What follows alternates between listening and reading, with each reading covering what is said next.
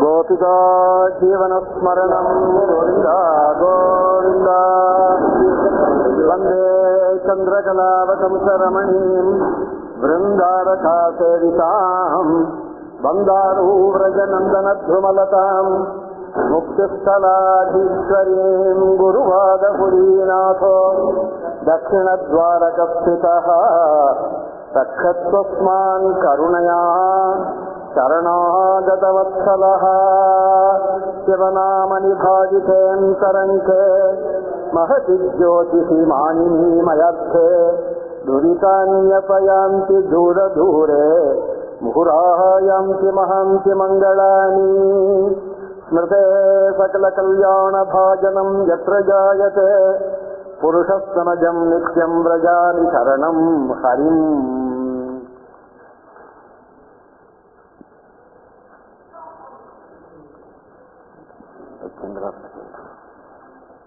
सभानुग्रहकारिणी हरे नमः.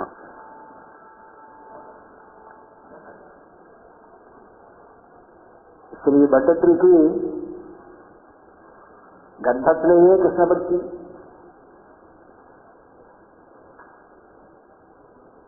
27வது வயசுல நாராயணியம், 65வது வயசுல பிரக்ரியா சர்வஸ்வம், 87வது வயசுல ஸ்ரீபாத சப்ததி முக்தி. அவருடைய பிதா மாத்ருதத்தன் விஜேந்திரன் பேர். அவளுக்கு மனுஷ வர்க்கத்துக்குள்ள இந்திரனா இருந்தாலும் ரிக்வேதம். அப்பேற்பட்ட மகாபுருஷால் ரொம்ப பல யஜ்ஞங்களை பண்ணின குடும்பம். அதில் ஆதிசேஷனுடைய அம்சமாக பட்டத்திலே அவதாரத்தை பண்ணினாள் மாத்ருதத்தனுக்கு. பிதாட்டேந்து மீமாம்ச சாஸ்திரத்தை கத்திருந்தாள். அதனால பட்டத்திற்கு அனுஷ்டானத்துல ரொம்ப ஈடுபாடு. எப்போதும் கர்மாவிலையும் அனுஷ்டானத்திலையும் ரொம்ப ஈடுபாடு. அதை பற்றி 97, 98, 99 தசகங்களை விஸ்தாரமா சொல்ல போறாள். ரிக்வேதம் எப்படி சொல்றது அதெல்லாம் பற்றின்றத பற்றி.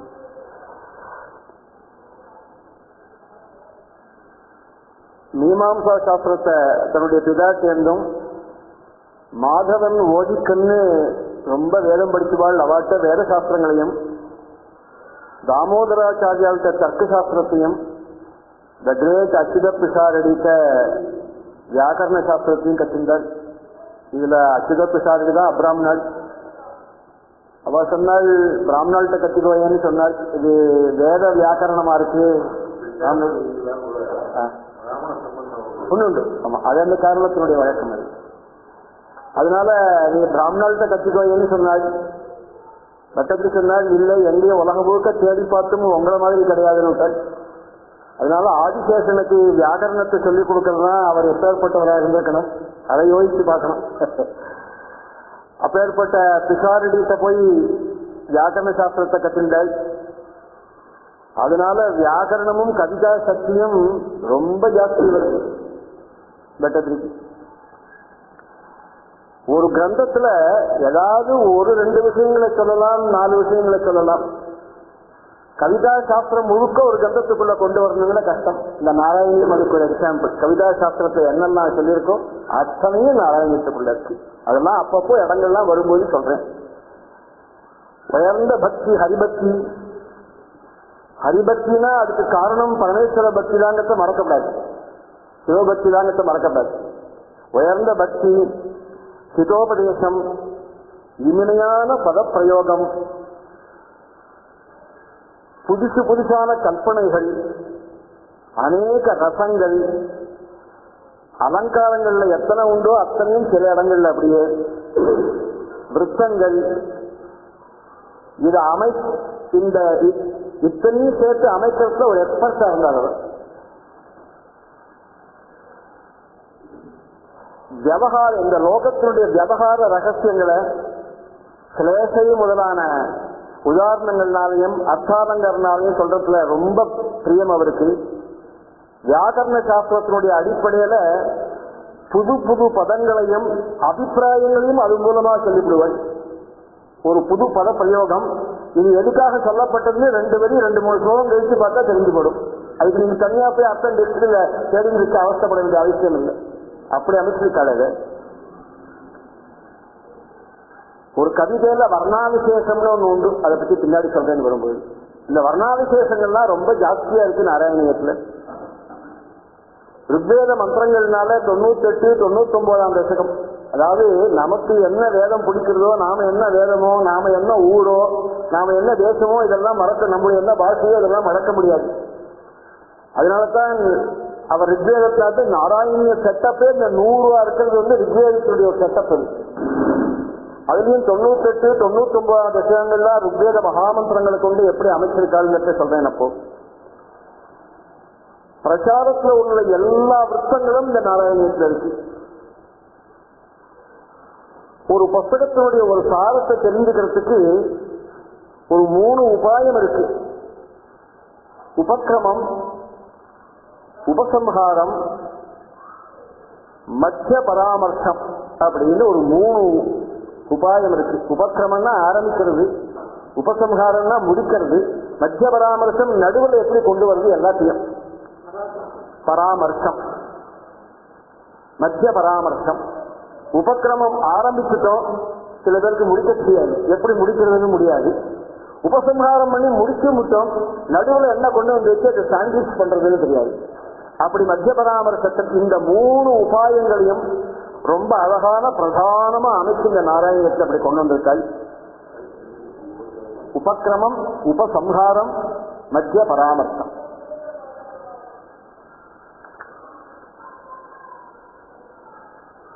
உயர்ந்த குருபக்தி, பராமர்சம், மத்திய பராமர்சம். பட்டத்தினுடைய குருபக்திக்கு ஒரு அளவே கிடையாது. பிசாரடித்த ரொம்ப பிரியம். பல குருக்கள்கிட்ட படிச்சாள் பல சாஸ்திரங்களை. இவெல்லாம் முக்கியமா முன்னாடி சொன்னவாள்லாம் ரொம்ப முக்கியமான சாஸ்திரங்களுக்கு குருவா இருந்தாள். தனக்கு காவியோபதேசம் பண்ணின குரு அந்திம காலத்தில் இருக்காருன்னு சொல்லிட்டு அவரை பார்க்க போனார். அவருக்கு ரொம்ப உடம்பு சரியாயில்ல, வயசு ரொம்ப ஆயிடுச்சு, அந்திம காலம் நெருங்கி விடுத்துன்னு யாரோ சொன்னாள். அதுக்காக பார்க்க போனார். அவரை பார்க்க போற சமயத்துல அவர் அப்படியே படுத்துட்டு இருக்கார். பக்கத்துல பந்து ஜனங்கள்லாம் பக்கத்துல இருந்தால். பட்டத்திலே பார்த்த உடனே வாயெல்லாம் பேச முடியல அவருக்கு. இந்த குருவுக்கு கூப்பிட்டு பக்கத்துல உட்காந்து இருந்தா கண்டன் ஜனம் கூட்டிச்சு. பகவானுடைய இந்த சமயத்திலேயாவது பகவானுடைய தாரக நாமாவை யாராவது என் காதுல சொல்ல மாட்டாளா? யாராவது சொல்லி பிரயோஜனம் இல்லை. சாட்சாத் அந்த காத்தியாயினி காமுகனான பரமேஸ்வரன் வந்து இந்த ராமநாமாவை என்னுடைய காதுல சொல்லணும் அப்படிங்கிற அபிப்பிராயத்துல ஒரு ஸ்லோகத்தை ஆரம்பிச்சார் அந்த குரு. அந்த அந்திம காலத்திலையும் கடைசியில ஒரு கணம்லாம் இருக்கு, பிராணம் போக போறது. இப்போ அந்த கணத்துல ஒரு கவிதையை எடுத்து ஆரம்பிச்சார் அவர். ஒரு ஸ்லோகத்தை முடிக்க முடியல, கடைசி பதத்தை முடிக்க முடியல பிராணன் படுத்து. அந்த பதத்தை பட்டத்தில் டக்குன்னு முடிச்சார். துணை டிக்ஷனரி பார்த்து 1/2 மணி கழிச்சு அப்படியெல்லாம் இல்லை. அவர் சொல்லி முடிச்சிருந்த போது அப்படியே ஃபாலோ பண்ணிட்டு வந்து கடைசியில் அவர் சொல்ல முடியலங்கிற போது தான் முடிச்சார் பிராணன் படுத்து. காயே சீததி கண்டரோதினி கபே குண்டே சவாணி பதே சிம்ஹாயாம் திருஷி ஜீவிதே ஜிதமிசௌ சுவாசே சனை சாம்யதி ஆகத்ய ஸ்வயமேவ ந கருணயா காத்யாயனி காமுகः கர்ணே வர்ணயதாத் பவார்ணவபயாத் உத்தாரகம். அவ்வளவுதான் சொன்னார் அவர். தாரகம்னு பட்டத்தில் முடிச்சார். உத்தாரகம் தாரகம்.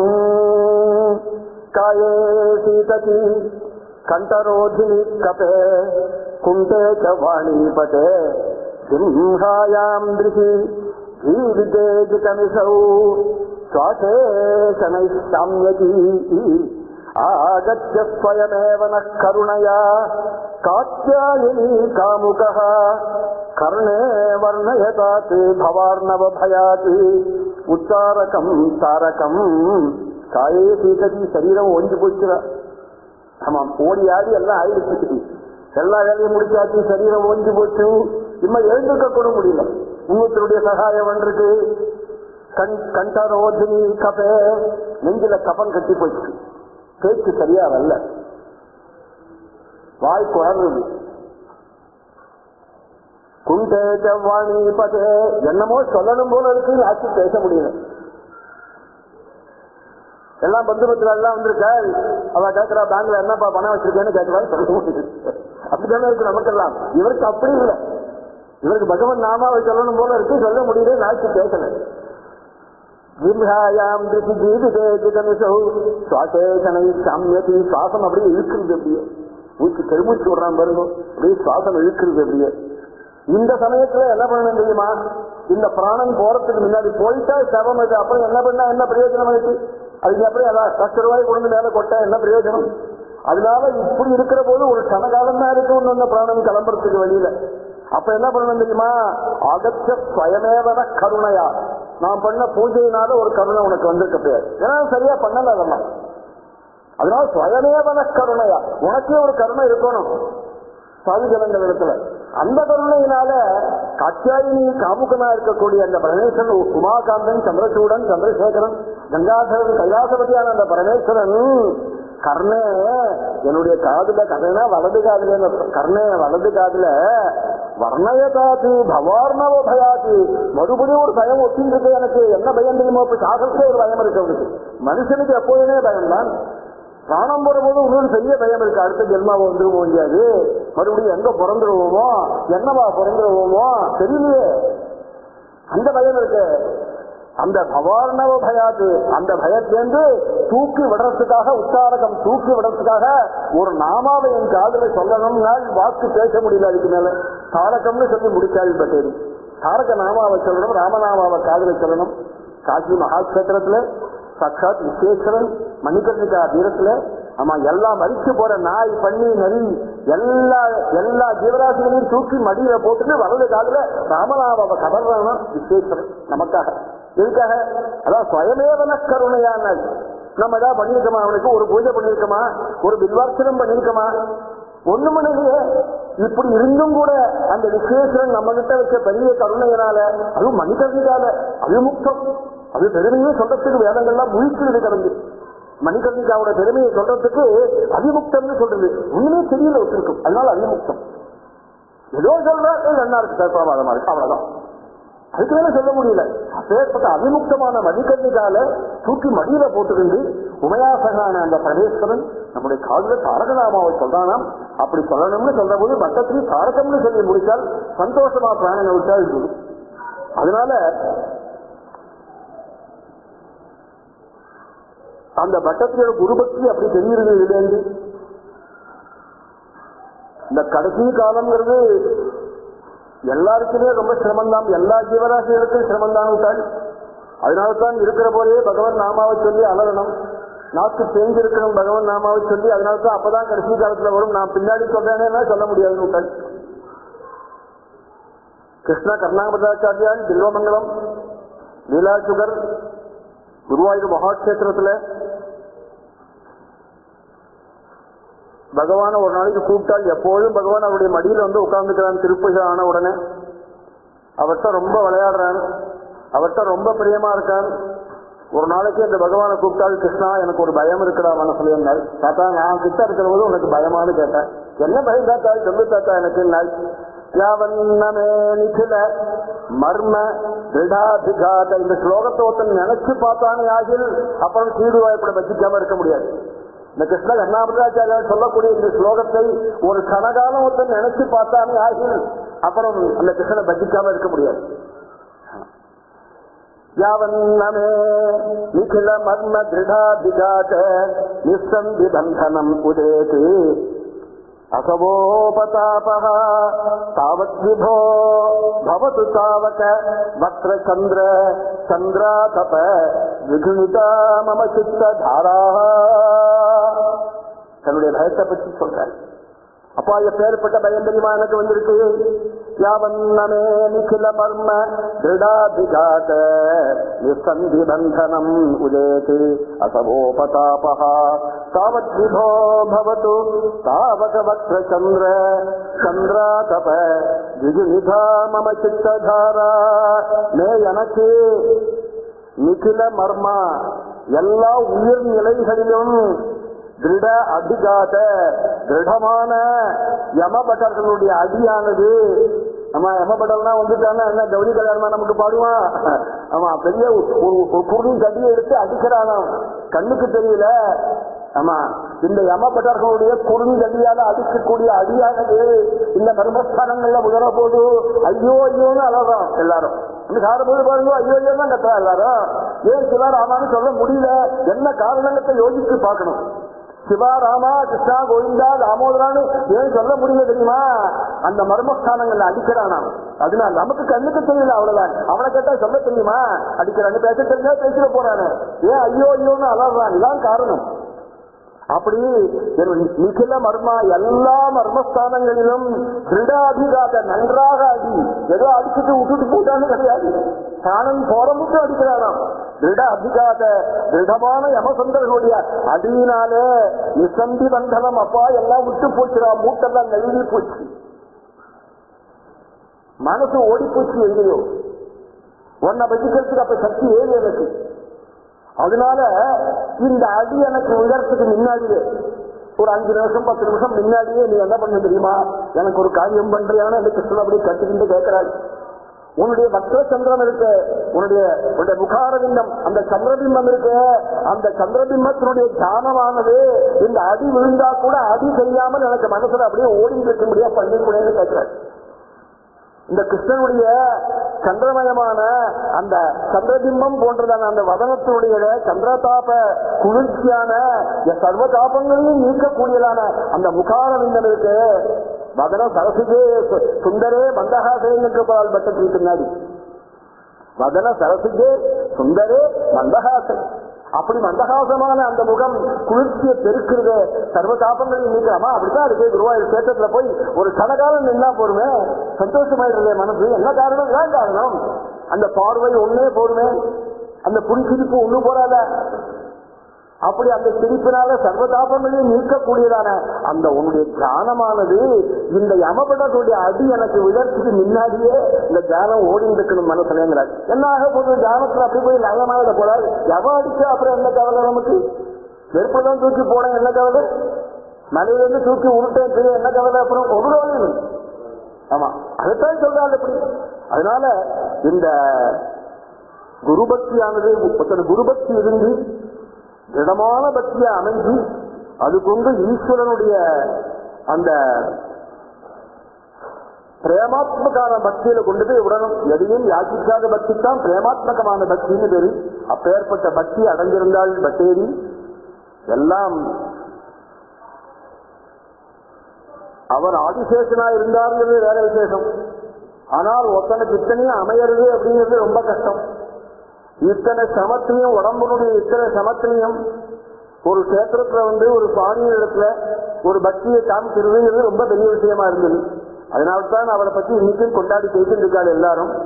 சென்ற வகுப்புகள்ல ஸ்ரீ குருவாயூரப்பன் எப்போதுமே நிஷ்கம்பம், தாபத்ரயம் முதலான 8 மாறுதல்கள் அற்றவரும், நித்தியபூர்ணம் சமுத்திரம் போன்று பூர்ணமாக எங்கும் நிறைந்து இருப்பதும், சம்யதா யதோபாசத்தே ததைவ பவதிங்கிற உபனிஷத் வாக்கியங்களுக்கு ஏற்ப யார் யார் எப்படியெல்லாம் ஆராதிக்கிறாளோ அப்படியெல்லாம் இருப்பதாகவும், தேசகால வஸ்துகிருத பரிச்சேத ராகித்யாதி பூர்ணா, அதனால நித்திய பூர்ணம் சித்தாந்தப்படி எல்லாத்தையும் கடந்து பூர்ணமா இருக்கத்தால் நித்திய பூர்ணன், பூர்ணமத பூர்ணமிதம்னு அத பூர்ணம் அதுவும் பூர்ணம், இதம் பூர்ணம் இதுவும் பூர்ணம் அப்படின்னாக்க அந்த சைதன்யமான ஸ்ரீகுருவாயூரப்பனும் பூர்ணம், அந்த சைதன்ய மாயையிலேருந்து தோன்றினதான உலகமும் பூர்ணமா தான் இருக்கு.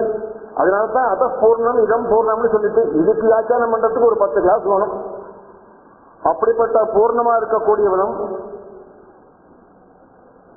யோ பிரம்மாணம் விததாதி பூர்வம் யோவை வேதாஸ்த பிரதினோதி தஸ்மைன்னு சிருஷ்டியினுடைய ஆரம்பத்துல பிரம்மாவுக்கு முதற்கொண்டு வேதங்களை உபதேசம் பண்ணத்தினால நித்திய பூர்ணர்னும், எல்லையற்ற பரமானந்தத்தை உண்டாக்குகின்ற அமிர்தஸ்வரூபங்கிறத நிரவதி பரமானந்த பியூஷ ரூபம்னும், வியாச சுக வால்மீகி பிரபதிகள்லாம் முக்தியை அடைந்தவர்களாக இவரது திருக்காலடியில நித்தியவாசம் பண்றதுனால ரமணீயமான நிர்லீன அநேக முக்தாவலி சுபகதனேன்னும், ஸ்வச்சமான சைதன்ய சமுத்திரத்தினால நிர்மல பிரம்மசிந்தவுன்னும், சுத்த சத்துவமே அந்த சமுத்திரத்தினுடைய அலைகளாக இருப்பதால் கல்லோல்லாச துல்லியம்னும் இப்படி கூறப்பட்டு தாங்கள் நிஷ்கலரே நிர்குண பிரம்மஸ்வரூபியேன்னு சொல்லிட்டு நம்மள மாதிரி ஜீன சேதனர்களுக்காக நீங்கள் என்ன பண்றது தெரியுமா, நிஷ்கலமா இருந்து இவாளுக்கு ஒன்றும் தெரியாம போயிட போறது, ஆராதிக்காம உற்ற போறானே, சேமத்தை அடைய வேண்டாமாங்கிற கருணையினால தன்னுடையதான அவதாரங்களில் சகலர்ணம் காண்பிப்பதாக பட்டத்தை சித்தாந்தம் பண்ணினால் சென்ற வகுப்புகள்ல. கிருஷ்ணஸ்து பகவான் ஸ்வயம்னும் கிருஷ்ணோ பிரம்மைவ சாஸ்வதம்னு சொன்னதுனால கிருஷ்ண பகவான் கிருஷ்ணாவதாரம்னு ஒரு அவதாரம் கிடையாது, அவன் தான் கிருஷ்ணன். பாக்கி அவதாரங்கள்லாம் அதிலிருந்து வந்ததுதான். நாராயணன் இன்னும் மகாவிஷ்ணு இப்படிலாம் எதை சொன்னாலும் கிருஷ்ணனைத்தான் சொல்லணும். சைதன்ய மகாபிரபு கல்கத்தால இருந்து ஸ்ரீரங்கத்துக்கு வந்தார். ஸ்ரீரங்கத்துல சுவாமியை பார்க்கிற போது இந்த பகவானுக்கு நீங்க எப்படி கூப்பிடுறேன்னு கேட்டார். எல்லாரும் சொன்னா நாராயணான்னு கூப்பிடுறோம்னு சொன்னாங்க. ரொம்ப தப்புன்னு அப்படி கூப்பிடப்படாதுன்னு. அதெல்லாம் குறைச்சல். ஒரு குறைச்சலான வசதியா போய் கூப்பிடுவேன், கிருஷ்ணன் சொல்லி கூப்பிடணும் நீங்க அப்படிங்கிற சைதன்ய மகாபிரபு. நீங்க நாராயணான்னு சொல்லப்படாது, அதான் குறைச்சல், கிரேடு கொஞ்சம் கம்மி. அதுலாம் அதை கொண்டு இந்த பகவானுக்கு ஆரோபிக்கப்படாது. இவன் உள்ள சேஷசாயியா இருக்கானே அவன் யார் தெரியுமா, கிருஷ்ண பகவான் அப்படிங்கிற. அதனால கிருஷ்ணன் தான் பிரதானம், அவனுக்கு ஒரு அவதாரம்னு கிடையாது. கிருஷ்ணன் இங்க இருக்க போது வைகுண்டங்களாம் பூட்டி சீல் வச்சாச்சு, ஒத்துமே இல்லை. அங்க பிரம்மாதிகள் முதற்கொண்டு இங்க வந்து கேட்டு இருந்தாள். இந்திரன் முதற்கொண்டு தான் என்ன பண்ணணுங்கிட்ட நந்தகோகுலத்தை வந்து கேட்டு எழுதிட்டு போயிட்டு இருந்தான். அதனால கிருஷ்ணன் தான் கிருஷ்ணஸ்து பகவான் ஸ்வயம்னும் கிருஷ்ணோ பிரம்மைவ சாஸ்வதம்னு சொன்னதுனால இந்த சகலபாவம் கிருஷ்ணனுக்கு கொஞ்சம் கூட பொருந்தாது. அவன் நிஷ்கலம் தான். சகலபாவமா எப்படி இருக்கான்னு நன்மையை திருடுறதும், ஜனத்தை வாரி அடிக்கிறதும், பசங்க மேல மாடை ஓட்டிட்டு போறதும், கண்ணுக்குட்டியை பிடிச்சி இழுக்கிறதும், கண்ணுக்குட்டியை அவிழ்த்து விடுறதும், இதெல்லாம் செய்யறதுனால சகலபாவமாக நமக்கு தெரியுது. அவ்வளவுதான்.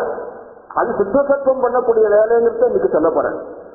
இந்த சுத்த சத்துவம் இத்தனை சொல்லிட்டு இருக்காரு, அதுக்கு என்னெல்லாம் பரிமாணங்கள்லாம் இருக்கு அதெல்லாம் இன்னைக்கு சொல்ல போறேன். இந்த பரிமாணத்தினால்தான் உலகம் நடந்துட்டு இருக்கு. நீ அதை வேற விதமா கூப்பிட்டு இருக்க. அந்த சுத்த தத்துவத்துடைய பரிமாணத்தை தான் நீ வேற விதமா சொல்லிட்டு இருக்க இன்னைக்கு அப்படிங்கிறத சொல்றாள்.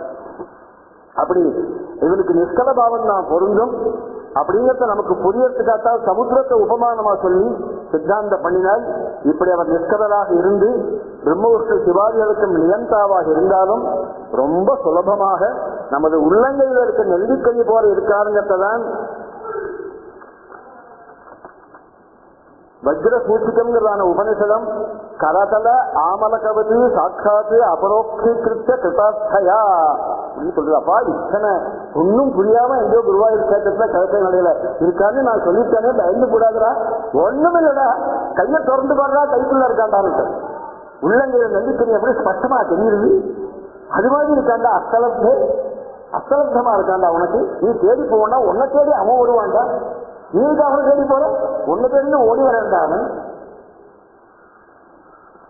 அதனால அப்படி கரதல ஆமலகாவதா இருக்கான்னு சொல்லி இவ சுத்த சத்துவமாக இருந்தாலும், சுத்த சத்துவம் தான் சொன்னேன், இல்லைன்னு சொல்லல, சுத்த சத்துவம் தான் அவன். அதனால ஒரு பெரிய லாபம் இருக்கு தெரியுமா உலகத்துக்கு. என்னன்னு கேட்டாங்க. எத்தனையோ அசுரார சுவாமி வதம் பண்ணிவிட்டாள்.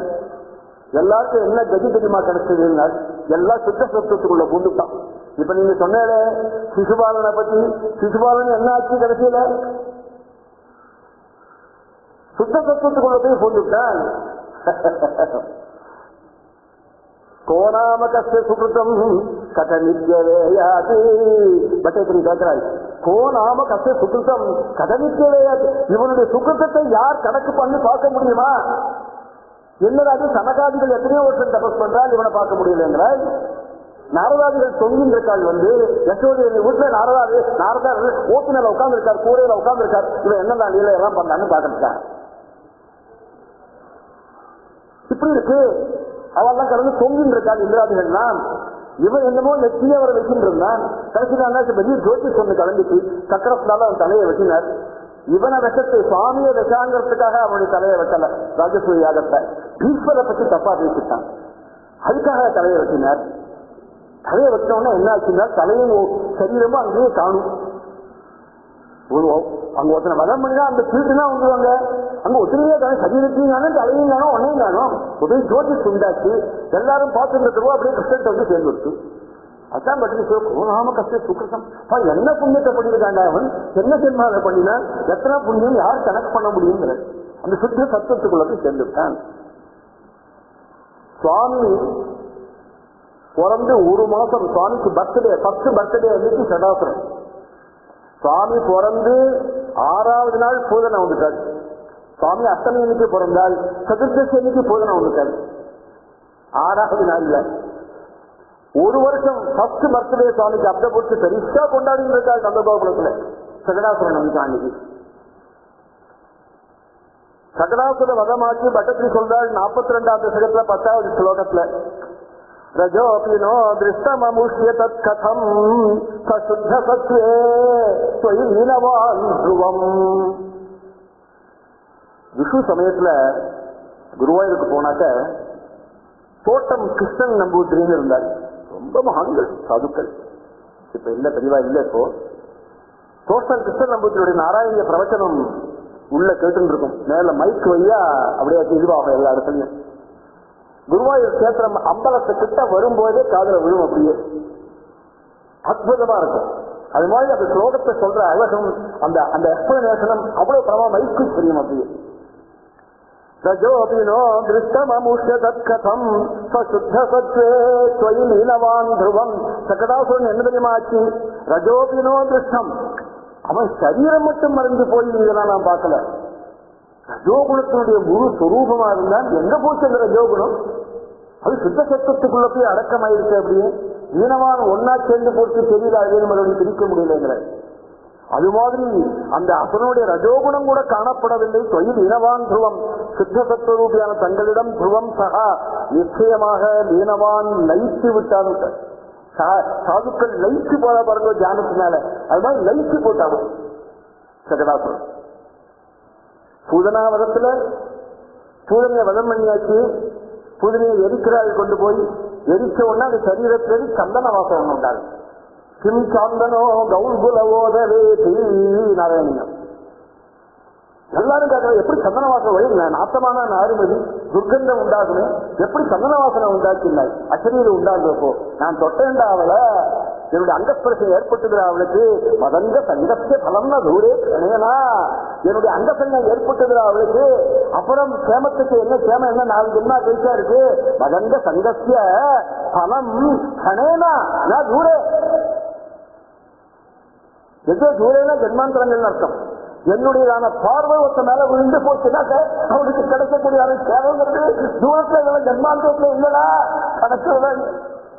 ஒரு கனகாலத்துல குருவாயூர் சேத்தத்தை உள்ள போட்டு நீ அவனை பார்த்துட்டா போறோம், உனக்கு ஏற்படக்கூடிய சேமம் அப்புறம் ஜென்மாந்திரங்கள் இல்லை அந்த கனவு. அதுதான் இந்த சித்தாந்தம் வந்தாள் பட்டேரி. அப்படி அந்த சுத்த தத்துவத்துக்குள்ள போய் எல்லாரும் சேர்ந்துட்டாங்க. அப்படி சுத்த தத்துவமாக இருக்கக்கூடிய பகவான் உள்ளங்கை நெல்லிக்கனி மாதிரி திருஷ்டகோச்சரமா நமக்கு இல்லாட்டா கூட உள்ளங்கை நெல்லிக்கனி மாதிரி அஸ்தலப்தமாக நமக்கு அமைஞ்சிருக்கிறது. என்ன தெரியுமா? ஜனானாம் பாக்கியம். முதல் ஸ்லோகத்தை சித்தாந்த மனிதர் ஜனானாம் பாக்கியம். உங்களுடைய பாக்கியம் ஐயா, இதுக்கு காரணம் கேட்டால் மட்டும் போய் ஐயா இப்படி இருக்கு, இந்த பகவான் இப்படி இருக்கானு, இவன் உள்ளங்கை நெல்லிக்கனி மாதிரி இருக்கலாம் இருக்கானு, என்ன காரணம்னு கேட்டால் எனக்கு காரணம் தெரியாதுடா, நீ பண்ண பாக்கியம் தான் இருக்க. 5வது ஸ்லோகம் இன்னைக்கு ஆரம்பம். கொஞ்சம் கஷ்டமான ஸ்லோகம் இது. நிர்வியாபாரோபி நிஷ்காரணமஜ பஜதே யக்ரியா நிக்ஷணாக்ஷாம் தேனைவோதைதி லீனா பிரகிருதிரசதி கல்பாதி கல்பாதி காலே தஸ்யாஹ சம்சுத்தமம்சம் கமபி தமதிரோதாயகம் சத்வரூபம் தத்வம் திருத்வா ததாசி ஸ்வமஜிம விபவா குண்ட வைகுண்ட ரூபம். ஸ்லோகத்தை பிரிச்சு சொல்றேன்.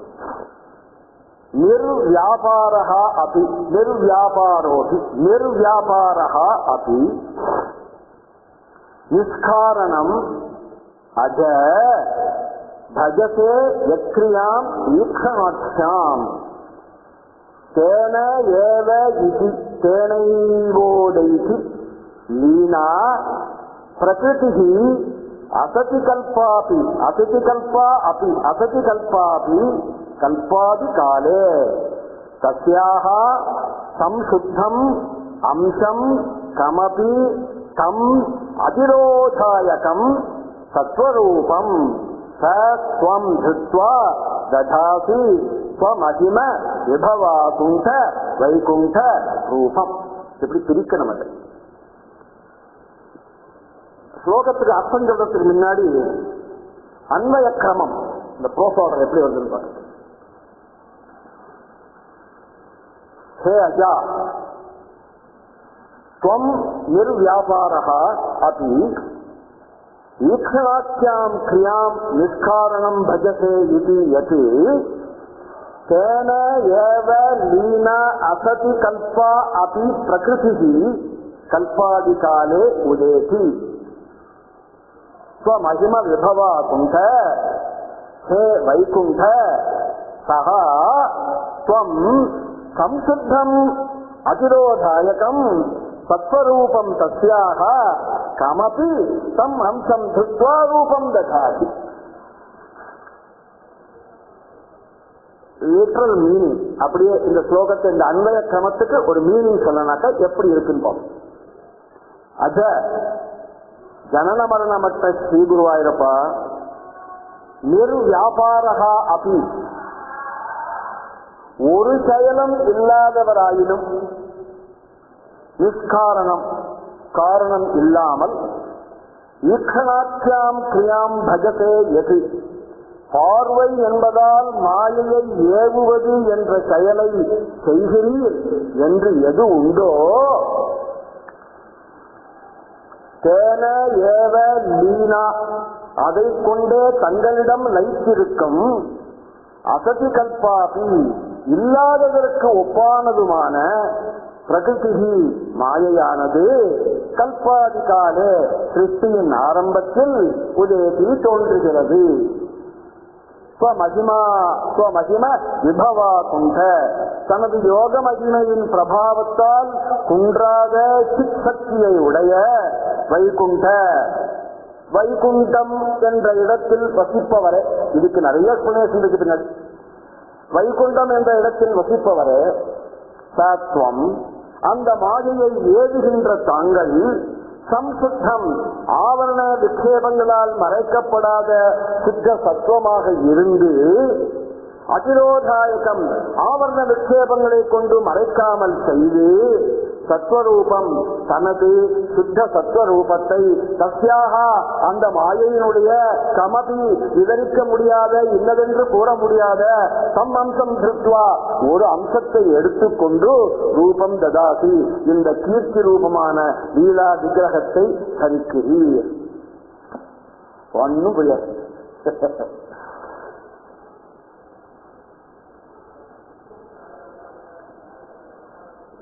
முன்னாடி நிஷ்கம்பம் நித்தியபூர்ணம், நீங்கள் நிஷ்கலரே, அவதாரங்களில தான் சகலராக இருக்கிறீர்கள் அப்படின்னு சித்தாந்தம்.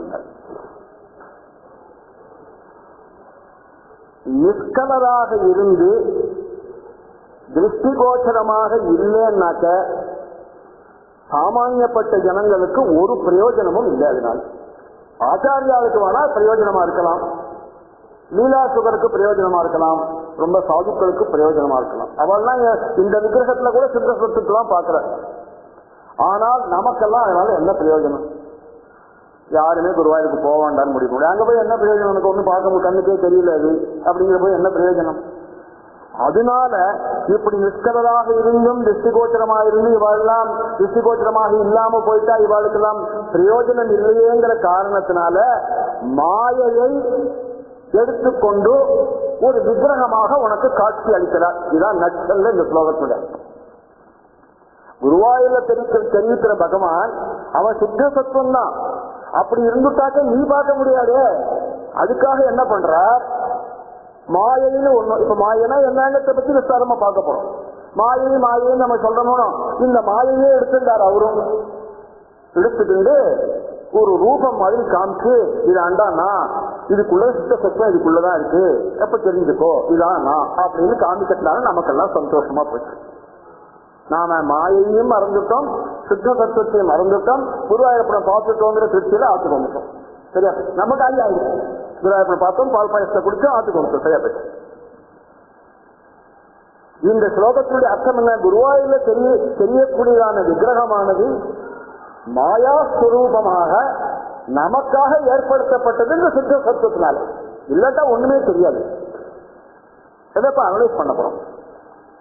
அஜா, ஹே அஜா, பிறப்பிறப்பு இல்லாதவனே கூப்பிடாது பட்டேரி சுவாமிய. ஹே அஜா, பிறப்பிறப்பு இல்லாத அனாமயனே, அனாமயன், இவனுக்கு வேண்டுதல் கிடையாது, ஜனனம் கிடையாது, வளர்ச்சி கிடையாது, பரிணாமம் கிடையாது, ஜரா கிடையாது, கயம் கிடையாது, மரணம் கிடையாது. இந்த அவஸ்தைகள் பாக்கி எல்லாருக்கும் உண்டு. பிரம்ம விஷ்ணு சிவாதிகளுக்கு முதற்கொண்டு, இந்திர வருண யம குபேராதிகளுக்கு முதற்கொண்டு உண்டு. இவனுக்கு மட்டும்தான் கிடையாது. ஏன்? இவன் சித்த சத்துவமா இருக்கிறதுனால. பாக்கி யாரும் சித்த சத்துவமா இல்ல. அவ குணங்களோட சேர்ந்திருக்காள். ஒருத்தர் சத்துவகுணமா இருக்காள், ஒருத்தர் ரஜோகுணமா இருக்காள், ஒருத்தர் தமோ குணமா இருக்காள். இந்த மூணும் தான் இந்த உலகம். சத்துவ சமோ குணம் தான் இந்த உலகம். அதனால பாக்கி எல்லாருமே குணத்தோட கூடினவராக இருக்கிற போது இவன் குணாதீதனாக குணரகிதனாக இருப்பதால் இவனுக்கு இந்த பரிணாமங்கள் தான் கிடையாது. நிர்வியாபாரஹா அபி, முதல்ல ஆரம்பமே நிர்வியாபாரோதி நிஷ்காரணம் அஜ பஜசே யக்ஞாம் ஈக்ஷணாட்சியாம். நிர்வியாபாரஹா அபி, ஒரு செயலும் ஒரு வியாபாரமும் இல்லாதவர் அப்படின்னு அர்த்தம். ஏன்? இவருக்கு என்ன வேலையே கிடையாது சார். நம்ம ஆத்து சொல்றா பண்ணுவோம், ஒரு வேலையும் கிடையாது, சாப்பிட்டு உட்காந்துருக்கான் அப்படின்னா பண்ணுவோம். அது மாதிரி இவருக்கு என்ன ஒரு வேலையுமே கிடையாதா? என்ன பண்றாரு பஞ்சு அவர் உட்கார்ந்து? அப்ப எதுக்காக இங்க வந்தார் அவர்? அவருக்கு தேவையே இங்க தேவையே இல்லையா? அவர் ஒன்றும் குருவாயிருக்கு தேவையே இல்லையா? அவர் தான் ஒரு வேலையுமே இல்லையா சார்? ஏன் சார் அவருக்கு வேலை இல்லைன்னு ஒருத்தர் கேட்டார். அவருக்கு என்ன வேலைகள்லாம் கிடைக்கலையா? படிக்கலையா அவர்? அவருக்கு ஏன் வேலை இல்லை? ஐயா, ஏன் தெரியுமா வேலை இல்லை? அவர் சித்த சத்துவமா இருக்கார்.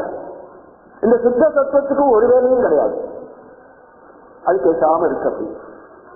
அது சைதன்ய ஸ்வரூபம். அது ஒன்றும் பண்ணாது போய். இந்த சைதன்ய ஸ்வரூபமானது அதுக்குள்ள பல விஷயங்கள் இருக்கு சார். நீங்க போன கிளாஸ்ல அதுக்குள்ள ஒண்ணுமே இல்லைன்னு சொன்னால் இப்ப நம்ம பல விஷயங்கள் இருக்குன்னு சொல்றேன். சித்த சைதன்யத்தை ஒரு கலப்பே இல்லைன்னு சொல்லிட்டேன் போன கிளாஸ்ல. எந்த கலப்பும் அதை கிடையாது. கலந்தா அது குணப்படாத.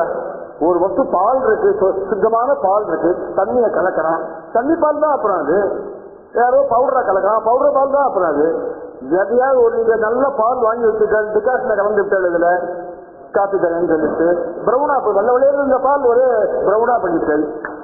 எதை கலந்தாலும் அந்த கலக்கப்பட்ட வஸ்து குணப்படும். அது மாதிரி இவர் சித்த சத்துவமா இருந்தான்னா ஒரு கலப்பு அதைத்தான் சித்த சத்துவமா இருக்காரு. அவர் கலந்துட்டேன்னா அவங்க ரஜகுணமா மாறி போயிடும், இல்ல சத்துவ குணமா போயிடும், இல்ல தமோ குணமா போயிடும், ஏதோ ஒரு குணமா போயிடும். அப்படி இருக்கக்கூடியதுக்குள்ள பல விஷயங்கள் இருக்கு. அதை பின்னாடி கொஞ்சம் கொஞ்சமா ஒன்னொன்னா எக்ஸ்பிரிமெண்ட் வருவோம். இப்ப அப்படியே எடுத்துப்போம் சொல்றத. என்ன பண்ணினார்? ஞான கிரியா சக்தின்னு ஒண்ணு இருந்தது முன்னாடி. இந்த ஞான கிரியா சக்திக்கு உபாதான காரணம்னு பேர். உபாதான காரணம்னா ஒன்ன உண்டாக்குறதுக்கான காரணம், உபாதான காரணம். அந்த உபாதான காரணத்துக்கு தான் மாயேன்னு பேரு. இப்ப என்ன தெரியுது? இந்த மாயை இவர்கிட்ட இருக்கு அப்படின்னு அர்த்தம். என்னதான் ஒண்ணுமே இல்லைன்னு சொல்றேன் சார். அந்த சுத்த சத்துவமான பொருளுக்குள்ள மாயைன்னு ஒண்ணு இருக்குன்னு இப்ப வச்சுப்போம். அப்புறம் கலந்துருக்கா கலக்கலையா அப்படிங்கிறது அப்புறம் பார்ப்போம். இந்த சுத்த சத்துவத்துக்குள்ள இருக்கக்கூடிய மாயை தான் இந்த உபாதான காரணமான மூல பிரகிருதியாக இருந்து என்ன பண்ணிச்சு தெரியுமோ? இவர் ஒன்னும் பண்ணாம இவருடைய ஒரு பிரேரணையினால, இப்ப கண்ணால பாக்குறாங்க, நான் கண்ணை முடிச்சு உங்களை பாக்குறேன், நான் ஏதாவது உங்களுக்கு சொன்னேனோ? ஒன்னும் சொல்லல. நீங்க ஒண்ணு எனக்கு என்ன சொல்றேன்? சார் போஸ்ட் ஆபீஸ் போயிட்டு வந்துட்டேன், பணம் வாங்கி வந்துட்டேன். நான் கேட்டேன், நான் உங்களை வீட்டுல பையன் இருக்கான், அவன் போஸ்ட் ஆபீஸ்ல பணம் வாங்கணும், இன்னைக்கு எம்ஐஎஃப்ல பணம் வாங்கி வச்சிருக்கான், நான் தூங்கிட்டு இருக்கேன். ரேசால கண்ணை மூச்சுக்கிறேன், கண்ணை மூச்சோன்னா அவன் சொல்றான், சார் அப்பா போஸ்ட் ஆபீஸ் போய் பணம் வாங்கி வந்துட்டேன். ஒய்ஃப் ஒண்ணு சொல்ற, பால் கூப்பன் வாங்கி வச்சுட்டேன். யார் கேட்டா அவங்களோட கேட்கவே, நானும் கேட்கவே இல்லை அவளை. ஆனா அவளே எல்லாமே சொல்றான் என்கிட்ட. அது மாதிரி ஒரு காரணமும் இல்லாமல் இது என்ன பண்ணிட்டு தெரியுமா? எதையோ ஒண்ணு ஆரம்பிக்க போறது. இப்போ இவருக்கு ஒரு வேலையுமே இல்லைன்னு சொன்னேனே, இவருக்கு சக்தியே கிடையாது, எனர்ஜி இல்லையா அவருக்கு? அவன் உட்காந்து படுத்துட்டு இருக்கான் ஒருத்தன்.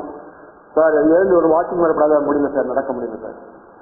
உட்காந்து சாப்பிடப்படாதா? இல்லை சார், உட்கார முடியல சார், ஊட்டி விட இருக்கு சார். பூனால் யாராவது கொடுத்தா தான் சாப்பிடலாம். பாத்ரூம் போட்டலாம் அழைச்சிட்டு போகணும் சார். சக்தியில் நடக்க முடியல. அது மாதிரி இவருக்கு ஒன்றும் சக்தியே கிடையாதா? ஒரு காரியமும் இல்லையா இருக்கு? அப்படி இல்லை, ரொம்ப சக்தி ஜாஸ்தியா இருக்கு. இந்த சுத்த சத்துவம் இருக்க அதுவும் மாயையும் ஒண்ணுதான். இந்த மாயைன்னு நம்ம சொல்றோமே, அதுவும் நிர்குணம், அதுக்கு எந்த குணமும் கிடையாது. இந்த சுத்த சத்துவத்துக்கு 300 பேர் தான் மாயை. ஏன்னா 2 விதமா அதை ஆக்ட் பண்றதுனால. ஒரு பெரிய மேட்டூர் டேம்ல ஜலத்தை ரொப்பி வச்சுட்டாங்க. ஜலம் ஃபுல்லா இருக்கு, 102 அடி ஃபுல்லா வழி இருக்க ஜலம். பார்த்தா அப்படியே ஸ்டாட்டிக்கா அப்படியே இருக்கு ஜலம். அதுல பசங்க எல்லாம் கப்பல் விட்டு பார்த்தா கப்பல் நகராது அங்கேயும். ஏன்னா ஓட்டம் இல்லை, அதுல அப்படியே தேங்கி நிற்குது, நிசப்தமா இருக்கு. குழந்தைகளுக்கு என்ன தோணும்? இது என்ன ஒண்ணுமே பிரயோஜனம் இல்லையே, இதுல ஒரு கப்பல் கூட விட முடியலையே, காலை விட்டு ஆற்றுறதுல அப்படியே பசாம இருக்கு ஜலம், ஒண்ணும் இல்லை. இந்த பிளஸ் கேட்டை திறந்தான்னாக்கா என்ன ஆகுது? அடிச்சுட்டு போறது, காலைகளை விட்டா நம்மளே இழுத்துன்னு போடும். அதே ஜலம் தானே சார், அது எப்படி அந்த சக்தி எங்க வந்தது? இருக்கு ஒரே ஜலமானது ஸ்டாட்டிக்கா இருக்கு, என்னமோ திறந்தா ஓடுறது, எல்லாரும் இழுத்துட்டு போடுறது, எல்லா இடத்துலையும் ஜீவனை கொடுக்கறது, பயிர்கள் எல்லாம் உண்டாக்குறது. அந்த ஜலம் மேட்டூர்ல அப்படியே ஜலத்தை தேய்ச்சுட்டான், விடவே இல்லை. எங்க என்ன ஆகும்? சோத்துக்கு லாட்டி தான் எல்லாரும். நான் விடணும் சார், கவர்மெண்ட் 2 வருஷம் தண்ணி விட போறது இல்லை யாருக்கும் சொல்லிட்டான். மேட்டூர் அப்படியே இருக்கு. அந்த சித்த சத்துவம் அது மாதிரி ஒரு வேலையும் அதுக்கு கிடையாது. ஆனால் அதே சமயம் அந்த சித்த சத்துவமானது திறக்கப்பட்ட நீர் போல் ஓடுறது இல்லையா, அதுக்கு மாயைன்னு. When it becomes active, இந்த சித்த சத்துவமானது ஆக்டிவா இருந்ததுனாக்க அதுக்கு மாயைன்னு.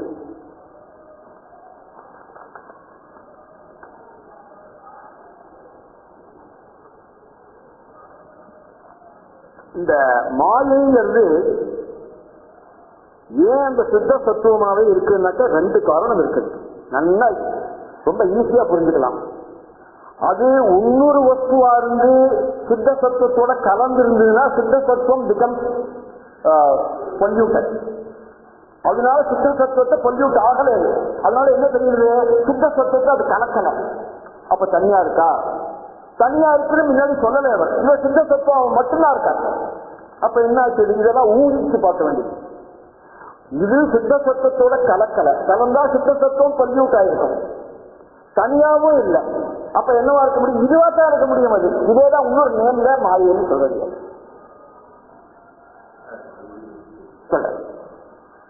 இப்போ மாயைங்கிற வஸ்து ஒரு தனிப்பட்ட வஸ்துவா இருக்கு அப்படின்னாக்க, இவர்கிட்ட மாயை வெளியில இருக்கிறார், இவருக்கு மாயைக்கு சம்பந்தமே இல்லைன்னு சொல்லுவோம். மாயினால உலகத்தை உண்டாக்குறாருன்னு சொல்றான். மாயையை இழுத்துண்டு உலகத்தை உண்டாக்குறார் அப்படின்னு வச்சுப்போம். First case. மாயை எங்க இருக்கு? அப்ப இங்க வெளியில எங்கேயோ இருக்கு, ஒரு கடையில போய் வாங்கிட்டு வராரு மாயை. சார் மாயை கொடுங்க, எனக்கு உலகத்தை உண்டாக்கணும், வாங்கிட்டு வர. அப்ப இவருக்கு அத்விதீயங்கிற பேர் வராது, இவருக்கு சக்தி இல்லை. இப்போ மாயை மூலமா மாயைக்கா எல்லா பிராதானியமும் மாயைக்கு கொடுத்து இவருக்கு என்ன பண்ண? இவர் யார்? அப்புறம் நானும் பண்ணா நீங்களும் பண்ணா வச்சுட்டு அதுக்கு ஸ்ரீகுருவாய்க்கு இருக்காங்க இல்லையா? இவர் இப்ப அத்விதீயன்னு சொல்லக்கூடிய 2வது வஸ்துடைய பிரயோகத்தினால்தான் உலகம் உண்டாருன்னு ஆயிடுச்சுனாக்க, அந்த மாயை 2வது வஸ்துவா இருந்ததுனாக்க இவருக்கு பிராதானியம் போச்சு, அத்விதீயங்கள் அடிபட்டு போச்சு. இவர் அத்விதீயன் அப்புறம் இருக்க முடியாது.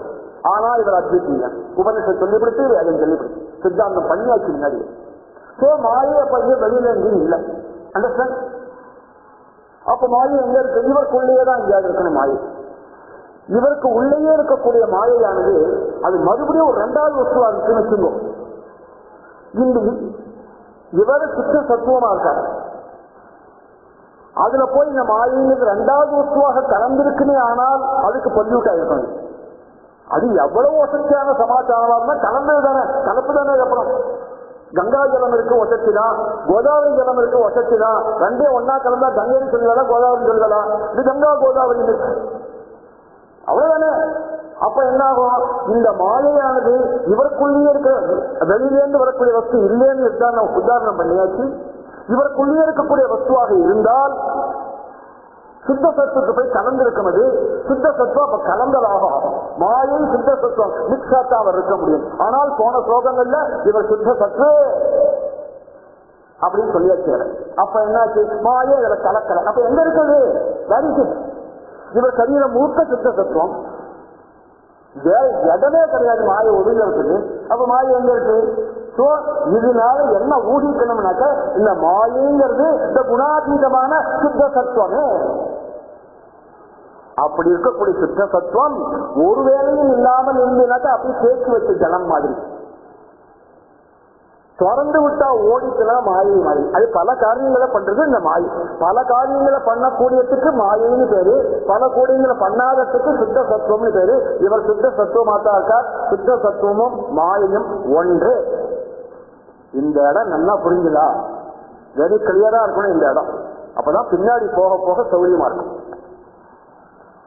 மாயைங்கிறது வெளியில இருக்கக்கூடிய வஸ்துவாக இருந்துட்டால் இவருக்கு அத்விதீயங்கிற பேர் போயிடும்.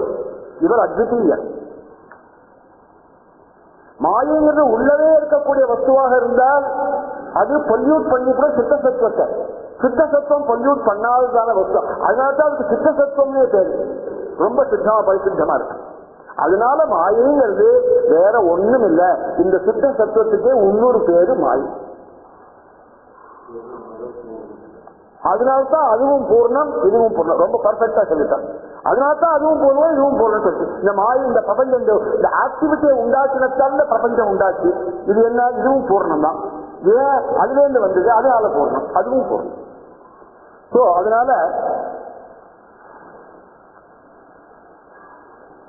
இந்த சித்த சத்துவமாக இருக்கக்கூடிய குருவாயூரப்பன் நிர்வியாபாரகா, ஒண்ணுமே பண்ணாலும் அப்படியே ஸ்டாட்டிக்கா இருக்காரு அவர். அப்போ பிரபஞ்சம் எப்படி சார் உண்டாச்சு? இப்ப மாயைன்னு நம்ம சொல்லிட்டு இருக்கோம், மாயினால உண்டாச்சுன்னு சொல்லிட்டு இருக்கோம். ஒன்னும் அதுக்கு வரல. நம்ம ஒரு எக்ஸாம்பிளுக்காக முன்னாடி சொல்லிட்டோம் சார். இந்த பிரபஞ்சம் எப்படி சார்? மாயை அவர்கிட்ட தான் இருக்கு. சரி, சுத்த சத்துவம் மாயை தான் சார். அது புரிஞ்சு விட்டோம் நாங்க. இவர் மாயா ஸ்வரூபி தான். ஓகே, அதான் சித்த சத்துவம் தான், அதுவும் நிர்குணம் தான், அதுவும் எல்லாம் தெரிஞ்சு விட்டோம். அப்படி இருக்கிற போது இந்த பிரபஞ்சம் எப்படி உண்டாச்சு? இந்த யார் கண்ணுக்குமே தெரியாத அந்த மாயினால இந்த பிரபஞ்சம் உண்டானதாக மாயா சிருஷ்ட பிரபஞ்சகான்னு ஒரு வாக்கியம் இருக்கு. மாயா சிருஷ்ட பிரபஞ்சகா. இந்த பிரபஞ்சமானது மாயினாலே சிருஷ்டி செய்யப்பட்டது. நாம இப்படி வச்சுக்கலாம், இந்த பிரபஞ்சமானது சுத்த சத்துவத்தினாலே சிருஷ்டி செய்யப்பட்டது. சுத்த சத்துவம்னு சொன்னாக்க அதுக்கு ஆக்டிவிட்டி கிடையாது. அதுக்காக மாயைன்னு சொல்றேன், வேற ஒண்ணும் கிடையாது. ஒரு சின்ன டிஃபரன்ஸ் பண்ணி சொல்றதுனால சார் ஆக்டிவிட்டியே இல்லைன்னு சொன்னாலே எப்படி உண்டாச்சுன்னு கேட்டாக்கா, சுத்த சத்துவம் இல்லாமல் எப்படி எங்கேருந்து எல்லாம் வர முடியும்? எல்லாமே ஒண்ணுதானே. அது அதுல இருந்து வந்ததுன்னா எப்படி அர்த்தம் பண்ணிக்கப்போ ஏதோ ஒரு சின்ன ஆக்டிவிட்டி இருக்கு. அதுக்கு அந்த ஆக்டிவிட்டி இருக்கிறதுனால அதுக்கு மாயைன்னு பேரு. ஆக்டிவிட்டி இல்லாட்டா பிரளய காலத்துல ஆக்டிவிட்டியே கிடையாது, ஒரே சுத்த சத்துவம் தான். பிரளயம் வந்துட்டியா? பிரம்மாவுடைய 100 வயசு பிரளயமா இருக்க போறது.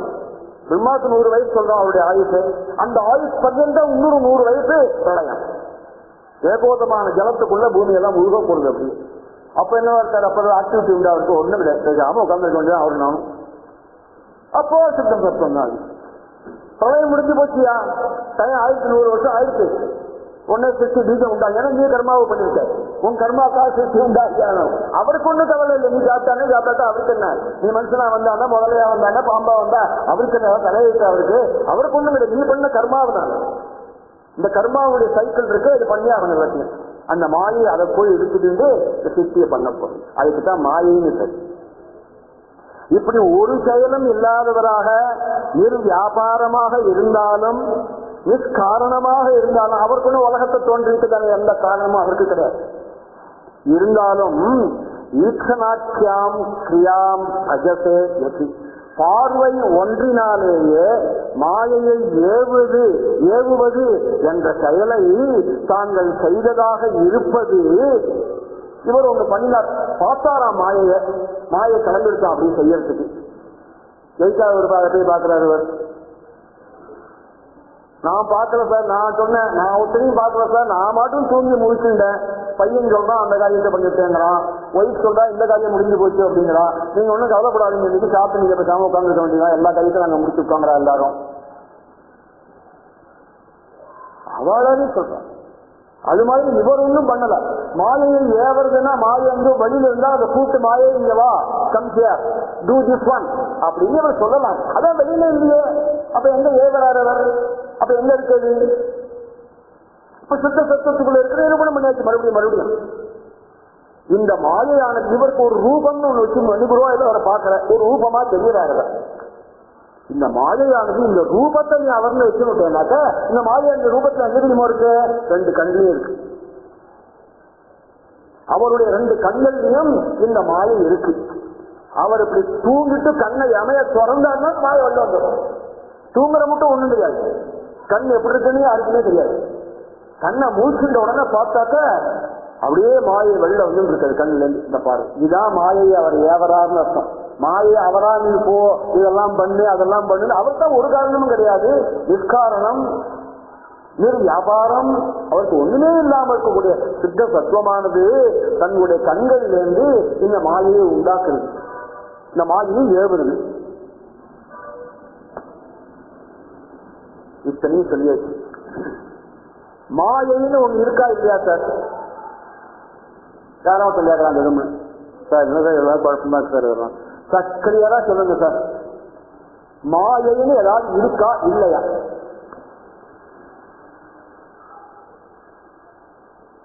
மாயைன்னு ஒண்ணும் இல்லை, மாயைன்னு ஒண்ணுமே கிடையாது.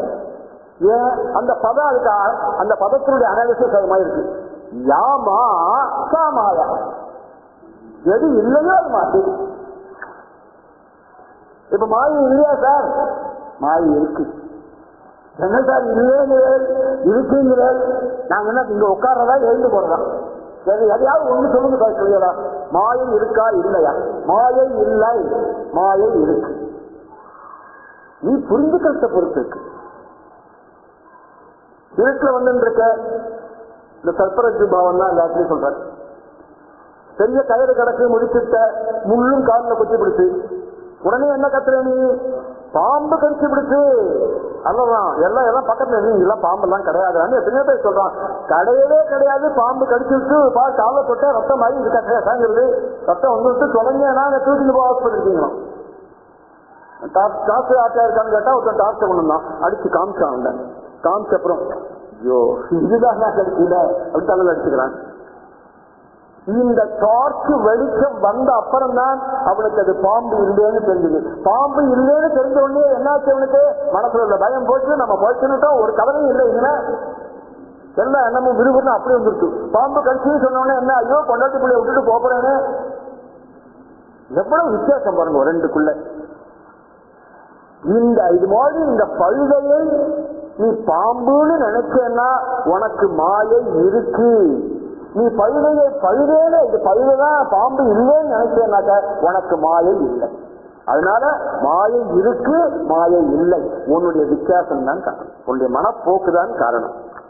இவனுடைய வேறுபட்டு இந்த பார்வை மேல பட்ட உடனேயே சிருஷ்டியை ஆரம்பிச்சாச்சுன்னு சொன்ன பிரபஞ்சம் சொல்லி போச்சு. அதான் மாயா சிருஷ்ட பிரபஞ்சாங்க.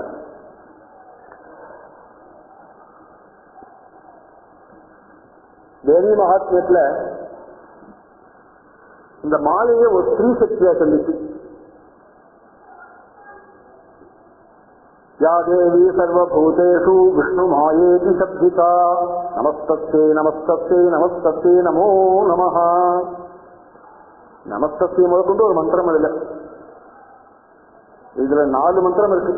யா தேவி சர்வபூதேஷு விஷ்ணு மாயேதி சப்திகா ஒரு மந்திரம், நமஸ்தஸ்யே ஒண்ணு, நமஸ்தஸ்யே ஒண்ணு, நமஸ்தஸ்யே நமோ நமஹ ஒண்ணு. 4 மந்திரம் இருக்கு ஒரே ஸ்லோகத்துல, 700 மந்திரத்துல. இது மாதிரி இந்த மாலையை ஒரு ஸ்ரீ சக்தியா சொல்லிட்டு, ஸ்ரீகள் தான் உற்பத்திக்கு பெரிய காரணமா இருக்காள், அதனால ஸ்ரீ சக்தியா சொல்லிட்டு, அந்த தேவி மகாத்ம ரிஷி மேதஸ்னு பேரு மகரிஷி, அந்த மேதத்தையும் அந்த மேதத்தை போய் ஒரு ராஜா சுரதன்னு ராஜா, சமாஜின்னு வைசியன் 2 பேரும் போய் சரணம் அடைஞ்சான். ராஜாக்கு ராஜ்யம் போடுச்சு. இந்த வயசான வீட்டை விட்டு வரைச்சிட்டால் எல்லாரும் சோத்துக்குள்ள 2 பேருக்கும் 2 பேருமா காட்டுக்கு வந்தான் பேசி 2 பேரும் ஃப்ரெண்ட் ஆகிட்டான். எனக்கு ராஜ்யம் போச்சுன்னா நீ அண்ணக்காவடி நானும் அண்ணக்காவடி தெளிவா போகலாம் வா ஏதாவது கணக்குறதா பார்க்கலாம்னா மேதஸ்ரீனுடைய ஆசிரமம் இருந்தது. அங்க வந்தான் பார்த்தா தீர்த்தக்கரை அங்க ஒரு நதி ஓடின்னு இருக்கு. ஒரு ஆடு ஜலம் குடிச்சுட்டு இருக்கு. புலி ஒதுங்கி நிற்கிறது. நம்ம போனா ஆடு ஜலம் குடிக்காம போடுமேன்ட்டு புலி ஒதுங்கி நிற்கிறது. ஏன்னு கேட்டா அந்த சாந்தமான வேவ்ஸ் அந்த மகிழ்ச்சியுடைய தபஸ்லேருந்து அப்படியே ஒரு சாந்தமான வேவ்ஸ் உண்டாகிட்டு இருக்கு. அது எல்லா பிராணிகளையும் அப்படியே சாந்தமா பண்ணிட்டு இருக்கு அந்த அட்மாஸ்பியரை. அந்த ஆசிரமத்துல போய் அவர்கிட்ட போய் சரணமாடுங்க. அவர் பல விஷயங்களை சொன்னார். அப்போ இந்த எல்லாம் இந்த தேவியினுடைய மாயினால தாண்டா உண்டாகுது. இவளுக்கு மாயா சக்தின்னு தெரியும், ஸ்ரீ சக்தி அவள் அப்படின்னு சொல்ற போது ஒரு கேள்வியை கேட்டான் ராஜா. இத்தனை நாள் நீங்க சொன்னது இந்த மாயா சக்தி அப்படிலாம் சொன்னது, அதனால தான் எல்லாம் உண்டாருது, நமக்கெல்லாம் பிராந்தி உண்டாருது அப்படிலாம் சொன்னது. இது எங்க இருக்கு? இந்த சீட் ஆஃப் மாயா என்ன அப்படின்னு கேட்டால் ஒரு ரகசியத்தை சொல்றேன் கேள்வி. எங்க தெரியுமா இருக்கு? ஹரிநேத்திர கசாலயாம் சாட்சாத் ஸ்ரீ குருவாயூரப்பனுடைய 2 கண்களையும் இருக்குடா அப்படின்ட்டு. அவன் கண்ணை திறந்தா சர்வ ஜகத்தை மோகிச்சு போகுது பாருங்க. என்ன காரணம்? இதுதான் காரணம். இந்த மாயை கண்ணில் வச்சிருக்காங்க. சித்த சத்துவத்தை ஒரு அப்படியே ஒரு லட்சல்ல பண்ணி ஒரு காட்சியில பண்ணி கண்ணில் அடிக்கணும். கண்ணாடி மணி போட்டுருக்காங்க. கண்ணாடி பார்த்தாங்கன்னா தொலைஞ்சிடு எல்லாம் எல்லாம் மாயில மோகிச்சு போறோம் பாருங்க. அதான் அதனால இவர் கண்கள் மூலமா இந்த மாயை தானாவே எல்லா காரியத்தையும் பண்ண ஆரம்பிக்கிறது நம்முடைய கர்மாவினால். நம்ம பண்ணி குவிச்சிருக்கணும், அதுக்கு ஒரு ரியாக்ஷன் கொடுத்தாகணுமோ அதுக்காக பண்றது. இன்னும் இதை அந்த மாயைக்கு பண்ண வேண்டிய அவசியமா அதுக்கும் ஒன்றும் கிடையாது. எதுக்கு அது பண்ண போறது? போய் இந்த ரிட்டர்ன் கர்மா அது இப்படி பண்ணி ஆகணும். அது சைக்கிள். அதனால இவருக்கு ஒரு கர்மா சிருஷ்டி பண்ணணும்னு எந்த அவசியமோ இல்லாட்டா கூட இந்த ஜீவர்களுடைய கர்ம பலனை உத்தேசித்து மாயினுடைய சம்பந்தத்தினால இந்த சிருஷ்டி உண்டாயிட்டே இருக்கு. இப்படியே பட்டத்திரி சொன்னால் 7வது ஸ்லோகத்துல, இது 5வது ஸ்லோகம் 6, 7 ஆரம்பிக்கத்தையே கஷ்டாத்தே சிருஷ்டி சேஷ்டா பகுதர பவதே ஜீவஹா அப்படி ஆரம்பித்தேன். சிருஷ்டி சேஷ்டா கஷ்டா, உன்னுடைய சிருஷ்டியானது ரொம்ப மோசம் அப்படின்னு அறிவில்லாத போது நினைச்சிட்டு இருந்தேன்னு சொல்றாரு. எனக்கு குறைச்சல் அறிவு, அந்த குறைச்சல் புத்தினால அல்ப புத்தினால என்ன நினைச்சுட்டேன் முன்னாடி எல்லாம் சிருஷ்டி சேஷ்டா இது மாதிரி போட்டு அலக்கழிக்கு எல்லாரையும். ஒருத்தன் பணக்காரனா இருக்கான், ஒருத்தன் ஏழையா இருக்கான், ஒருத்தன் பிச்சைக்காரனா இருக்கான், ஒருத்தன் சிட்டி கார்ல போயிட்டு இருக்கான். என்னத்துக்குடா இதெல்லாம்? எல்லாருமே சிட்டி கார்ல போகக்கூடாதா? இப்படிலாம் நினைச்சேன். கஷ்டா, இது பெரிய கஷ்டம், நீ பண்ணது கஷ்டம் உலகத்துக்குன்னு நினைச்சேன். இப்பதான் எனக்கு தெரிஞ்சது இது கர்மாவனால நீ கொடுத்திருக்கேங்கிறது அப்படிங்கிட்ட பின்னாடி சொல்லப்படாது. அது மாதிரி இந்த தீன சேதர்களுடைய பாக்கியம் இருக்க குறைச்ச புண்ணியம் தான் நமக்கெல்லாம் பெருசா சொல்லிக்க முடியாது ஒண்ணும். அப்படிப்பட்டதாக இருந்தால் கூட உன்னை பார்க்கணும்னு குருவாயூர்ல ஆசைப்படுறாளாம். அதுக்காக உன்னை நான் பார்க்க முடியாது, நீ எனக்கு பண்ணிட்டு இருக்கேங்கிறாள். அவனை போய் இத்தனை கஷ்டம் நினைச்சுட்டேன், உன்னை தப்பா நினைச்சிருக்கேன் முன்னாடி. இத்தனை தப்பா நினைச்சா கூட நீ எனக்கு என்ன பண்ணிருக்க தெரியுமா? என்னை வந்து பாருங்க, பார்த்தா உனக்கு எப்படி தெரியுது அந்த அனுபவத்தை சொல்லுன்னு சொல்ற. அடுத்த தர்க்கத்தை சொல்லப்பட, அடுத்த ஸ்லோகத்தை சொல்லப்படாது. இத்தனை சித்த சத்துவமா இருந்து, இந்த மாயையா இருந்து, இந்த அந்தபாக்கியம் ஜனானாமா இருந்து, அஸ்தலப்தமா இருக்கக்கூடிய இந்த பகவான் எனக்கு எப்படி தெரியுறான்னு 6வது ஸ்லோகத்தை சொல்லப்படாது, கொட்டப்படாது. இப்படி இந்த மாயா சுரூபமானது ஒரு காரணமும் இல்லாட்டா கூட நம்முடையதான கர்மாவினால அது தானாவே சிருஷ்டிய ஆரம்பிச்சிருச்சு. இந்த மாயெல்லாம் என்ன பண்ண தெரியுமா? ஒரு சிருஷ்டி அந்த பிரளயம், எல்லாம் பிரளயம் வந்தோடனே எல்லாம் குருவாயூரப்பன்ட்டு போய் ஒடுங்கி போச்சு. எல்லா சமஸ்த பிரபஞ்சமும் ஒடுங்கி போச்சு. இந்த ஸ்தூலபூதங்கள்லாம், இந்த பஞ்சபூதம் இருக்கு, இந்த பஞ்ச ஸ்தூலபூதம்னு பேரு. இந்த ஸ்தூலபூதங்கள்லாம் தன்மாத்திரா ஸ்வரூபமான சப்த ஸ்பர்ஷ அதுல போய் அடங்கி போச்சு. ரூபரச கண்டாதிகள்ல போய் அடங்கி போச்சு. அந்த தன்மாத்திரா ஸ்வரூபம் அகங்காரத்துல போய் அடங்கி போச்சு. அகங்காரம் மகத்துல போய் அடங்கி போச்சு. மகத்தி பிரகிருத்தியில் அடங்கி போச்சு. பிரகிருதி மூலப்பிரகிருத்தியான மாயையில போய் அடங்கி போச்சு. மாயையில் அடங்கி போனோம்னா அதுதான் ஸ்ரீகுருவாயூரப்பனுடைய ஸ்வரூபம், சித்தசுத்தமான ஸ்வரூபம். இந்த பிரளயம் வரும்போது பிரளயத்துல எத்தனையோ வகைகளான பிரளயங்கள்லாம் இருக்குங்கிறாங்க. இந்த பிரளயத்துலதான் இப்படி எல்லாம் அடங்குது. முன்னாடி அதுக்கு இன்னைக்கு அடங்கி கூடாது. எல்லாம் இன்னைக்கு அடங்கி போட்டா அப்புறம் அத்தனை கூட ஓடணும். நித்திய பிரளயம், நைமித்திக பிரளயம், தினப்பிரளயம், மன்வந்தர பிரளயம், அவாந்தர பிரளயம், பிரம்ம பிரளயம், மகா பிரளயம். இதெல்லாம் ஒன்னொன்னு இப்ப ஆரம்பிச்சுன்னா ஒன்னொன்னுக்கு ஒரு கிளாஸ் வரும். அதனால எல்லாம் 4ஆம் தசகத்துல 4ஆம் தசகம் வரும்போது இதெல்லாம்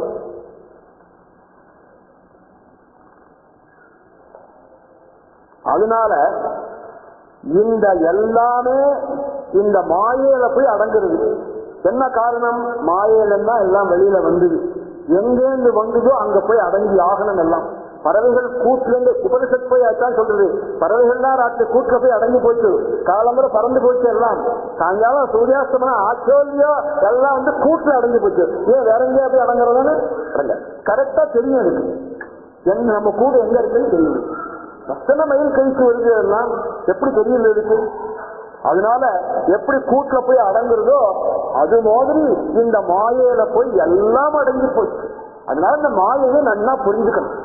இத்தனை உதாரணங்களால திருப்பி திருப்பி உபனிஷத்துக்கெல்லாம் இருக்கா சொல்றது. எத்தனையோ உதாரணங்களை சொல்லிட்டே இருக்கு உபனிஷத்துலாம். ஒருத்தன் கடைக்கு போனான், நகை கடைக்கு போனான். இந்த மோதிரத்தை கழட்டி கொடுத்தோம்.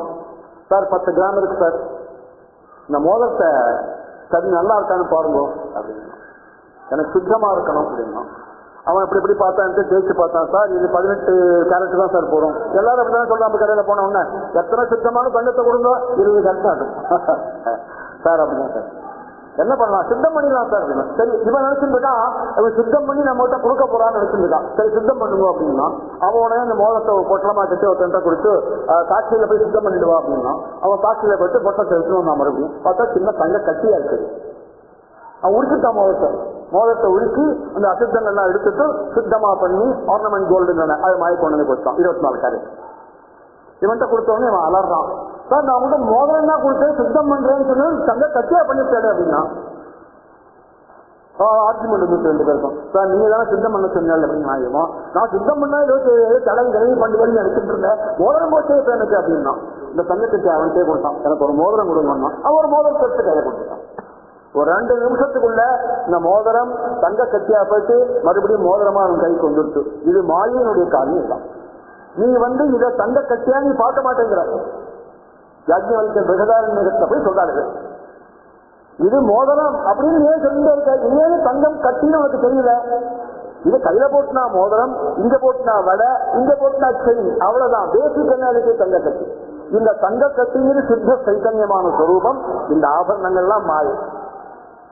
எல்லாத்தையும் கடைசியில ஒன்னா போட்டு உடுக்கினா வேலையாவாயிடப்படுது, செயின் பித்தளையாப்படுது, வலை வந்து வெள்ளியாப்படுது, மோதிரம் தங்கமாக எல்லா தங்கமா தான் போட்டு கிடைச்சது. மாயில போய் சென்றிருக்கும். இதைத்தான் சொல்றாரு. அதனால இந்த சுத்த சத்துவங்கிறது தேக்கி வச்சதான அந்த ஒரு ஜலாசயம் பெரிய எது வியாபாரமா இருக்க ஒரு காரியமும் இல்லாமல் அது மாதிரி இந்த மாயைங்கிறது பாய்ந்து ஓடக்கூடியதான ஒரு ஜலமா இருக்கு. ஒரே ரூபம் தான், ஸ்ரீகுருவாயிருப்பன் ஒரே ரூபம் தான். அதுதான் சுத்த சத்துவம். அது உனக்கு அனுகிரகம் பண்றது எதனால? மாயையினால. சுத்த சத்துவம் தான் ஒரு அனுகிரகத்தின் மாட்டாது, அதுக்கு வேலையே கிடையாது. நீ அவரை பார்த்து என்னால ஜனத்தை கொட்டுறீங்க, எனக்கு என்ன ஸ்ரீகுருவாயிருப்பன் காப்பாற்றிட்டாங்க எதனால? மாயையினால. இதெல்லாம் செய்யறதுக்காக அது மாயே வச்சிருக்காரு வேற பேர்ல.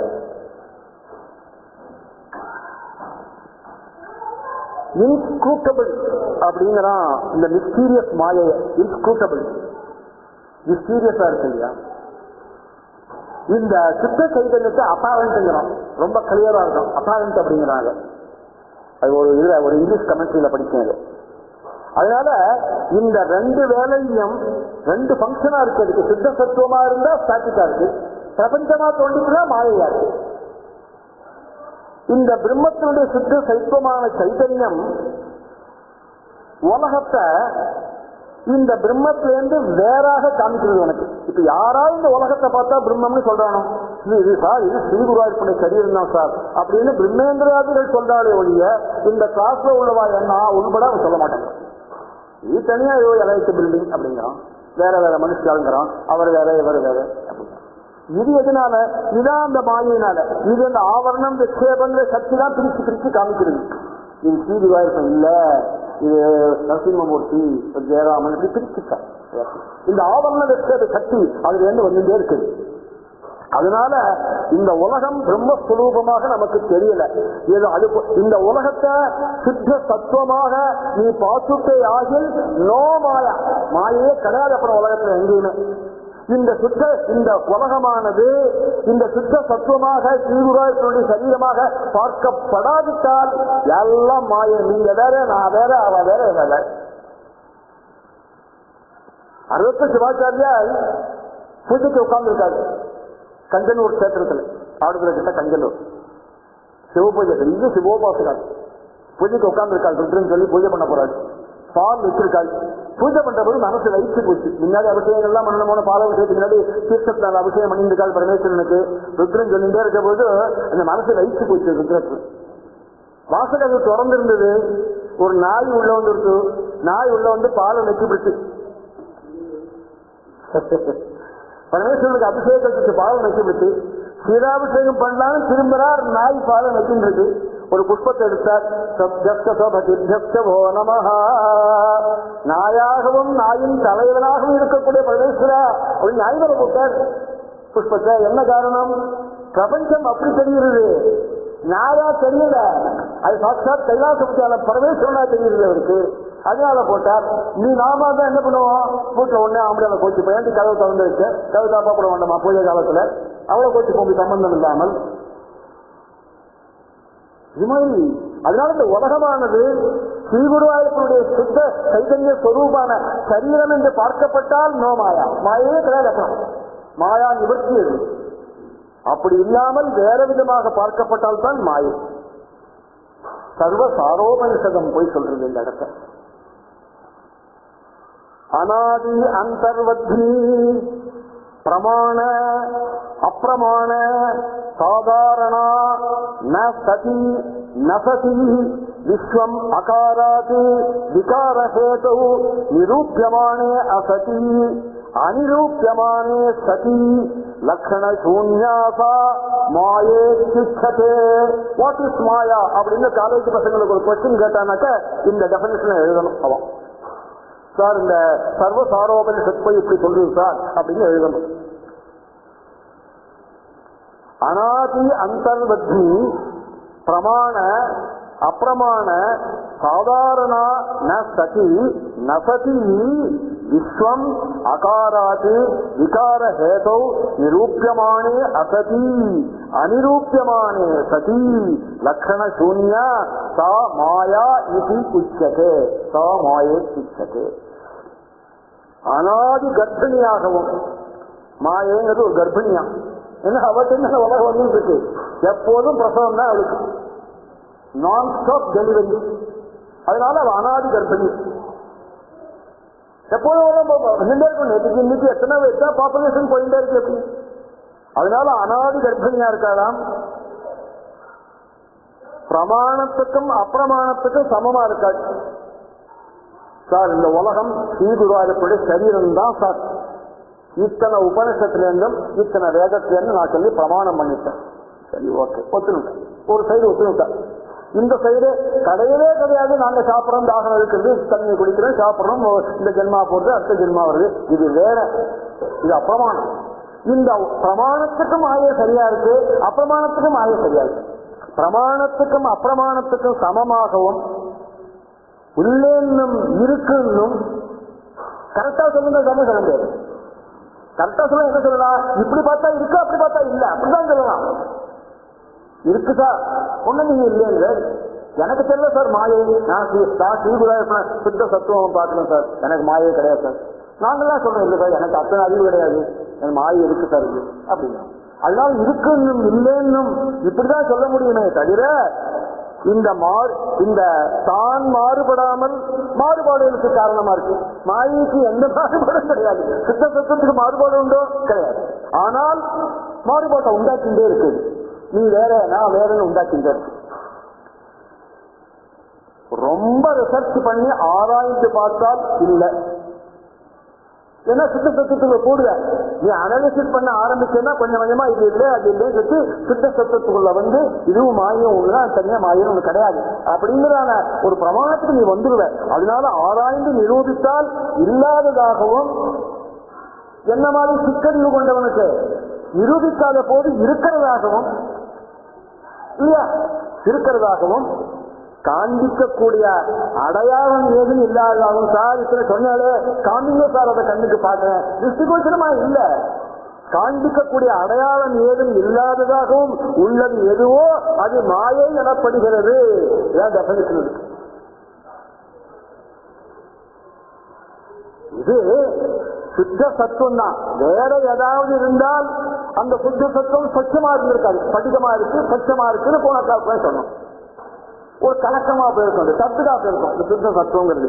அப்படி இல்லாமல் நிர்மல பிரம்ம சங்கம்னு சொன்னாங்க போன கிளாஸ்ல. நிர்மல பிரம்ம சங்கம் ரொம்ப நிர்மலமா இருக்கக்கூடிய சமுத்திரம். அப்ப என்னத்தானது சுத்த சத்துவம் எதுவுமே கலக்காம இருக்கு. அப்படின்னாக்க என்ன அர்த்தம்? இந்த சுத்த சத்துவம் தான் இந்த மாயையாக இருக்கு, வேற ஒண்ணும் கலப்பல. வேற பேரு நீ சொல்ற, நீ என்ன ராமன்கிற, நான் என்னுடைய குழந்தைக்கு அப்பா, என்னுடைய மனைவிக்கு புருஷன், என்னுடைய அப்பாவுக்கு புள்ள, அது மாதிரி வேற வேற நாமரூபங்கள்னால அவங்களை கூப்பிட்டு இருக்கிறது. சித்த சத்துவத்தை நீ சித்த சத்துவங்கிற, நான் மாயேங்கிற, அவ்வளவுதான். திரிபாதி விபூதி மகாநாராயண உபனிஷத்துன்னு ஒசத்தியான உபனிஷத்து, ரொம்ப வசத்தியது. திரிபாதி விபூதி, விபூதினா பெரிய பெருமை. திரிபாத் விபூதி மகாநாராயண உபனிஷத்தை போய் சொல்றது. இப்ப நீங்க காமிச்சு கொடுன்னு சொன்னையே, காமிக்க முடியலன்னு கழிக்கிறீடா, எதனால தெரியுமா அது சொல்றது? சங்கோச்ச விகாசாத்மக மகாமாயா விலாசாத்மக ஏவ சர்வோபி அவித்யா பிரபஞ்ச பரமோட்சதேன கிஞ்சிதஸ்தி கண சூன்யாதி மூல வித்யா விலாசத்வாதி பிரம்மணோ அபி மாயः உபாதிவசாத் சகுண பரிச்சின்னாதி பிரதீதி ரூபாதி விலாசாத் நிர்குண நிரவயதி பிரதீதி. இந்த காரணத்தினால இந்த மாயையை ஒன்னால பார்க்க முடியாது, அது திருஷ்டிகோச்சரமாக இல்லை. மாயையை ஏவுகின்ற காரணம்னு ஒன்று பின்னாடி, அதுக்காக இத்தனை சீண்டு வர. சங்கோச்ச விகாசாத்மக, சங்கோச்சம்னா ரொம்ப சுருங்கினதுன்னு அர்த்தம். ரொம்ப சுருங்கினதுன்னா என்ன அர்த்தம்? எவ்வளவு சுருங்கிருக்கு சொல்லுங்க?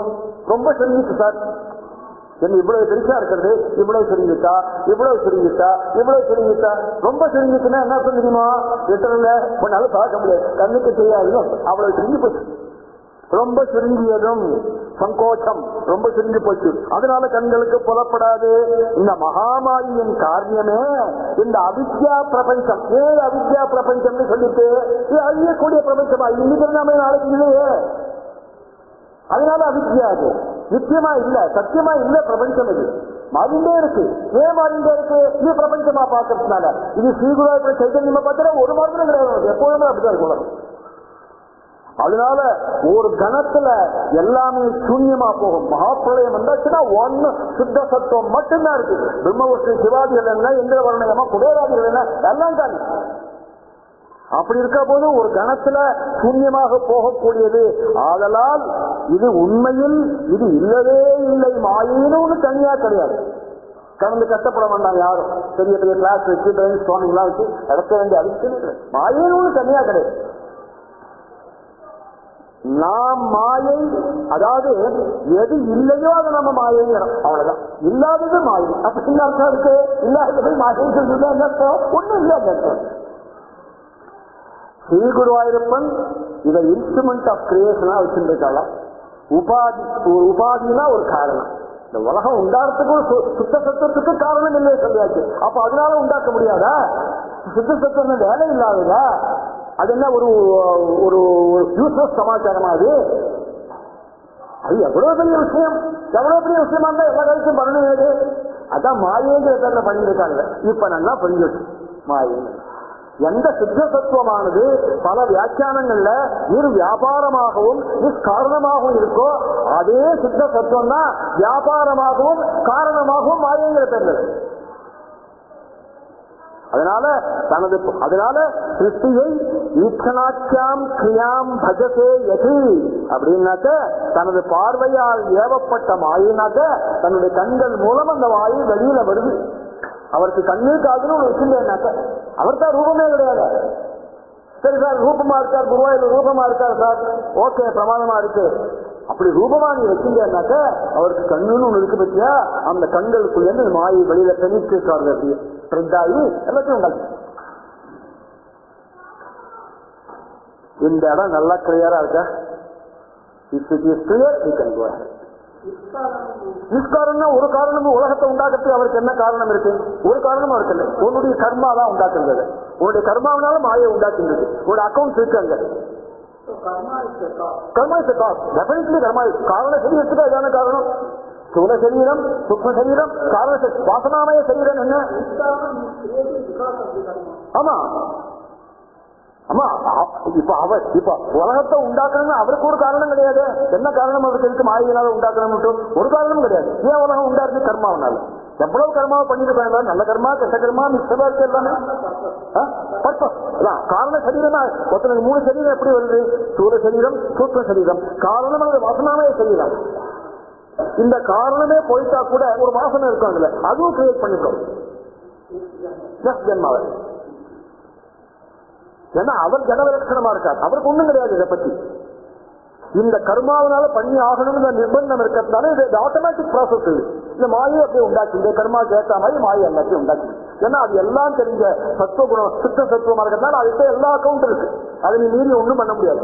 எல்லாரும் பிரம்ம விஷ்ணு சிவாஜி முதற்கொண்டு அதுக்கு கட்டுப்பட்டு இருக்காது உள்ள. அதுதான் உலகத்துக்கு நியந்தாவா இருக்கு. அடுத்த ஸ்லோகத்தினுடைய அடுத்த பதம் தேன ஏவ லீனா. தேனைவ லீனான்னு சொல்லணும். இந்த மாயையானது வேற எங்கேருந்தோ அவர் எடுத்து விடல, அதை ஞாபகம் வச்சுக்கணும் எல்லாரும். அவர் வேற எங்கேயோ கடையில போய் வாங்கிட்டு வந்துட்டாருனாக்கா அவருக்கு குறைச்சல் இருக்கு. அவர் அத்விதீய சக்தி போடுறோம்.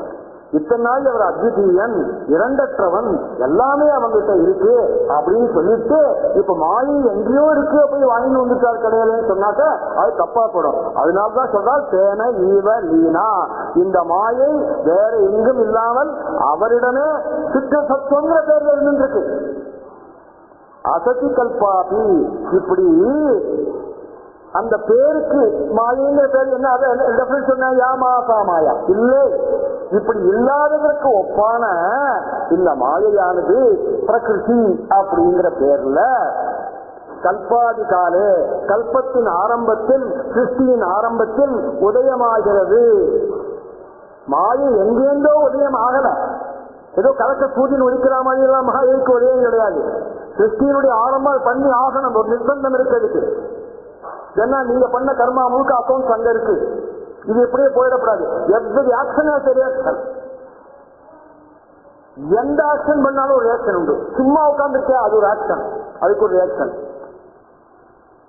அதனால இந்த ஆக்ஷனை முழுக்க ரியாக்ஷனா பண்றதுக்காக இந்த மாயை கல்பத்தினுடைய ஆரம்பத்திலேயே இந்த ஸ்ரீகுருவாயூரப்பனுடைய கண்களில் இருந்து தானாகவே தோன்றுகிறது. அது சுத்த சத்துவம் தான். இன்னொன்னு வெளியில போய் எங்கெங்கோ வந்துள்ள அசதி கல்பாபி அப்படிங்கறதுனால இல்லாததற்கு ஒப்பானதான். அப்படின்னா என்ன அர்த்தம் தெரியுமா? நம்மளாலையும் பார்க்க முடியல, திருஷ்டிகோச்சரமாவும் இல்ல. சரி, திருஷ்டிகோச்சரமா தான் இல்லையே, அப்படி தொட்டு பார்த்தா தெரியுமான்னு கேட்டாக்கா இந்திரியங்களுக்கு வசப்படுது. கண்ணு தெரியல சார், சரி தடவி பார்க்கலாமா? காது தலை ஏதாவது கைது எல்லாம் வச்சிருக்கா, கத்திரிச்சு கையில வச்சிருக்கா? இந்திரியங்களுக்கும் இந்திரியங்களுடைய அனுபவத்துக்கு ஒரு நாளும் வசப்பட்டதாகவும் இல்லை. அப்படி இருக்கிறதுனால இது இன்னது. அப்ப என்னாச்சு? இது இன்னதுன்னு தெரியாத ஒரு வஸ்துவா இருக்காது. வஸ்துவா, வஸ்து இல்லையா, சக்தியா, சக்தி இல்லையா, ஒரு டெஃபைன் பண்ண முடியல. முதல்ல டெஃபினேஷன் சொன்ன பாருங்க, இல்லாததாவும் இருக்கு, இருக்கிறதாவும் இருக்கு, அப்படி இருக்கு, இப்படி இருக்கு, இப்படி பார்த்தா இருக்கு, அப்படி பார்த்தா இல்ல. இப்படி இருக்கிறதுனால திருஷ்டிகோச்சரமா இல்ல, இந்திரியங்களுக்கு அனுபவபூர்ணமாக இல்லை, அனுபவபூர்வமாக இல்லை. இந்த சித்த சத்துவம் அப்படிதான் இருக்கு. சித்த சத்துவம் மட்டும் என்ன மாறுபட்டா இருக்கு? அதுவும் இந்திரியங்களுக்கு கோச்சரமா இல்ல, திருஷ்டி கோச்சரமா இல்ல, இந்திரியங்களுக்கு அனுபவபூர்வமாக இல்ல. அதனால இதுவும் அதுவும் வேறுபடாத ஒன்று. அதுல போய் இது கலந்துருச்சு, அது பொல்யூட் ஆயிடுச்சு சொல்றதுக்குலாம் இடமே கிடையாது. அதனால இவர் வெளியிலேருந்து மாயை வாங்கல, சுத்த சொத்துக்கோ மாயேன்னு சொல்லி வெளியில அனுப்பிச்சிருக்காரு இவர். அதனால இவர் அத்விதீயம் தான், அதுல எந்த குறைச்சலும் வந்துடக்கூடாது. அந்த மாயை எங்க இருக்குதுன்னு கேட்டா அது சித்த சத்துவத்துல தான் இருக்கு. சுத்த சத்துவம் தான் மாயைங்கிற பேர்ல இருந்துருக்கு. இந்த சுத்த சத்துவ ரூபமே மாயைங்கிற போர்வேல நம்மள மயக்கின்னு இருக்கு. ஒரு 15 நிமிஷம் எடுத்துக்கலாமா?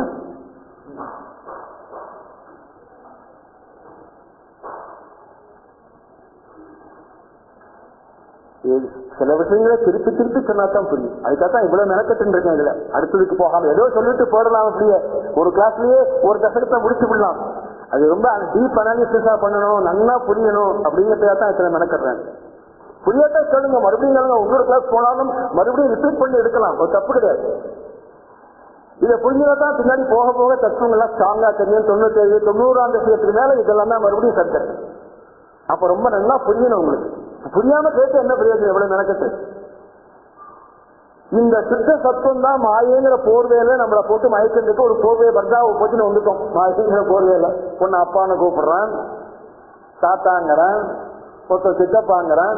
இது என்னால ஒரு பர்தா போச்சுன்னு இருக்கு. அந்த பர்தாவினால பர்தாவை கழிச்சுனா சித்த சைத்தன்யம் ஒண்ணுமே தெரியாது யாருக்கும். பர்தாங்கிறது அந்த சரீரம்.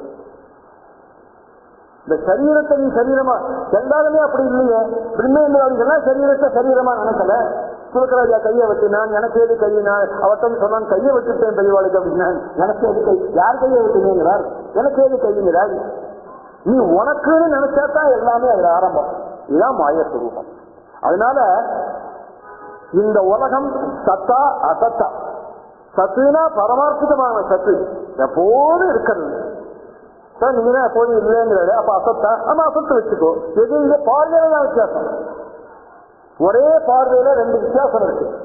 ஒருத்தர் அப்படி பார்க்கிறார், ஒருத்தர் இப்படி பார்க்கிறார். ஒருத்தர் சத்தாக பார்க்கிறார் உலகத்தை, ஸ்ரீகுருவாயூரப்பரை சித்த சைத்தன்யமாக பார்க்கிறார். அவருக்கு சத்து இந்த உலகம். நம்மள மாதிரி சித்தறிவு உள்ளவர்களெல்லாம் ஏதோ உலகம் பார்க்கிற காலமே வந்தோடனே சாப்பாடு, தோட்டை, இட்லி, காஃபி, மத்தியானம் சாப்பாடு, தூக்கம், முடிஞ்சு போச்சு நமக்கு ஜென்மா. இப்படி நம்ம பார்க்கறதுனால இது அசத்தா இருக்கு, விவகாரிகமான சத்தா இருக்கு. விவகாரியம்னா என்ன? காலம்பரை இருந்தோன்னா ஒண்ணு ஆபீஸ் முடிஞ்சாச்சு, 5 மணி ஆபீஸ் முடிஞ்சு பூர்த்தியாச்சு, வீட்டுக்கு போக வேண்டியது. அப்புறம் அங்க உட்கார்ந்து இருக்க முடியாது. அது மாதிரி ஜென்மா மறுபடியும் ஜென்மம். ஜென்மா முடிஞ்சு போச்சு, அடுத்த ஜென்மாவுக்கு போ. பிரம்மேந்திரனுக்கு அடுத்த ஜென்மா உண்டா? ஆதிசங்கர பகவத் பாதாட்டம் அடுத்த ஜென்மா உண்டா? ஏன் இல்ல அவளுக்கு? சத்தாக பார்த்ததுனால அப்படியே எல்லாத்தையும் இன்டகிரேட் ஆகி போயிட்டாச்சு. இந்த 5 எலிமெண்ட்ஸ்ல இன்டகிரேட் ஆகி தன்மாத்திரையில கலந்து, அகங்காரத்துல கலந்து, மகத்துல கலந்து, பிரகிருதியில கலந்து, மூலப்பிரகிருதியில கலந்து, மாயையில கலந்து, சீதுவாயப்பட்டவை ஒன்னா உட்கார்ந்துட்டார். அதனால ஜென்மா இல்லை. இது இந்த பாவனை. இப்ப என்ன தெரியுது? இந்த ஜென்மாங்கிறது மனசனுடைய பாவனையால்தான் உண்டாது. எல்லா உபனிஷத்தும் அதுதான் சொல்றது. உபனிஷத்தை படிக்கிற போது கடைசியில ஒரு வழி வரும். இந்த உண்மையை தெரிந்தவனுக்கு அடுத்த ஜென்மா இல்லை. ஏவம் வேதா இத்யுபனிஷத்து. திருப்பி திருப்பி வரும் இந்த இடம். இப்படியாக வேதம், இப்படியாக உபனிஷத்து. இந்த உண்மை தெரிந்தவனுக்கு, உண்மை தெரிஞ்சனா ஒரு நாள் படிச்சுட்டு அப்படி தூக்கி எறியவனுக்கு இல்ல, இந்த உண்மை அனுபவப்பட்டவனுக்கு, இந்த பிரபஞ்சமானது ஸ்ரீகுருவாயூரப்பனுடைய சித்த சத்துவம் அப்படிங்கிற அனுபவப்பட்டவனுக்கு ஒரு ஜென்மாவும் கிடையாது. அப்புறம் அப்படி அனுபவப்படாமல் இருந்தால் எத்தனை ஜென்மாவோ நமக்கு தெரியும்.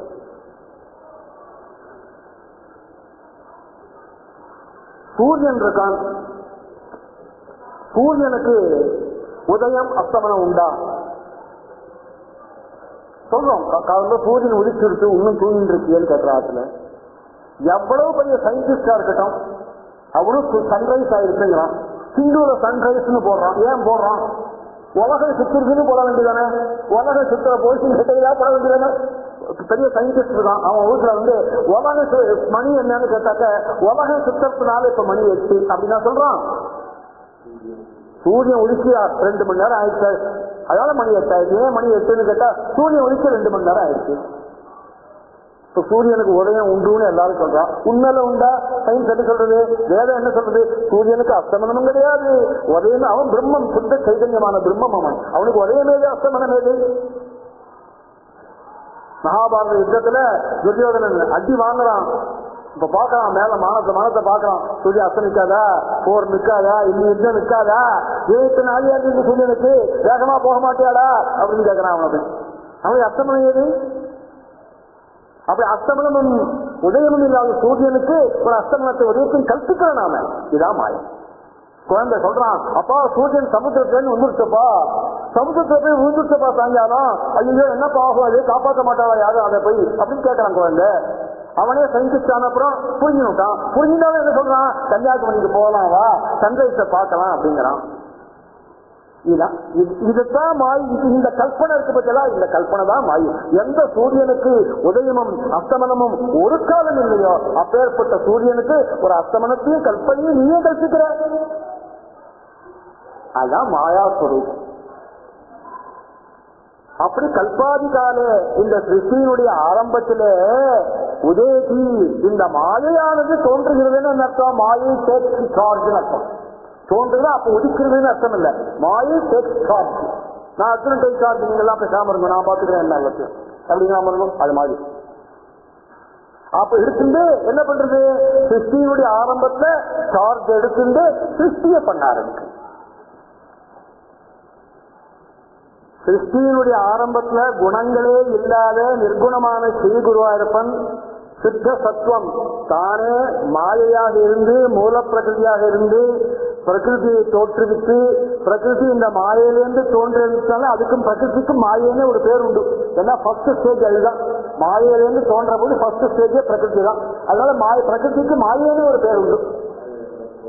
ஆமா, அதுல இருந்து புத்தி தத்துவமான மகத்து, அதுலேருந்து பூதேந்திரிய மனஸ்தத்துவமான அகங்காரம், அதுலேருந்து சத்வஜ சமோ குணங்களான இந்த இது, அதுலேருந்து தன்மாத்திரா ஸ்வரூபம், அந்த தன்மாத்திரையிலேருந்து சத்வஜ சமோ குணங்களான ஸ்தூலபூதங்கள். இப்படி உலகத்தை உண்டாக்கிட்டு இது அப்படி நடந்துட்டே இருக்கு இந்த பிரவೃತ್ತಿ. இது இந்த ஃபர்ஸ்ட் ஸ்டேஜில் இருக்கிறதுனால இந்த குணங்கள் நேரா மாயையிலேருந்து வரல. இப்ப மாயையில இந்த சத்வஜ சமோ குணாதிகள் எங்கேருந்து வந்தது, இந்த ஸ்தூலபூதங்கள் என்ன வந்திருக்கு. இதுக்கு முன்னாடி தன்மாத்திரையில இருந்து கூட வரல, அதுக்கு முன்னாடி அகங்காரத்துல இருந்து கூட வரல, அதுக்கு முன்னாடி மகத்துல இருந்து வரல, அதுக்கு முன்னாடி பிரகிருதி ஃபர்ஸ்ட் ஸ்டேஜ் அதுல இருந்து வரல, கடைசியில வந்துருக்கு.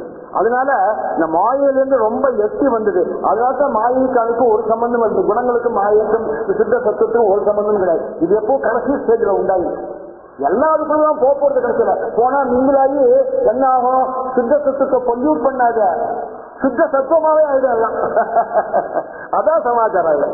இத்தனை அசுத்தங்கள், இத்தனை பிரகிருதி இருக்கு, இத்தனை பூதேந்திரிய மனஸ்தத்துவம் இருக்கு, தன்மாத்திரைகள் இருக்கு, ஸ்தூல பூதங்கள் வந்து சத்துவ சமூக குணங்களோட சேர்ந்திருக்கு, ஸ்தூல சூக்ஷ்ம காரண சரீரம் இருக்கு, எல்லாம் ஒன்னா மிக்ஸ் ஆகி ஒரே அசுத்தமா கிடைக்கு. இந்த அசுத்தம் முழுக்க அடிச்சுட்டு போய் ரிஃபைன் பண்றதுக்காக சித்த சத்துவத்துக்குள்ள தள்ளிட்டாங்க. வாஷிங் மிஷின்ல போடுற மாதிரி போட்ட உடனே எல்லாம் சித்தமா போய் கடைசியில் எடுத்து பார்த்தா, பிரளயம் முடிஞ்ச உடனே எடுத்து பார்த்தா எல்லாம் சித்த சத்தம். இன்னும் வேறு அதுல இருந்து எதையும் பிரிக்க முடியாது. மறுபடியும் மாயை கல்பாதி காலே உதயதி, கல்பாதி காலத்தை உதயமாகி சார்ஜ எடுத்துட்டு இந்த பிரபஞ்சத்தை உண்டாக்கணும்.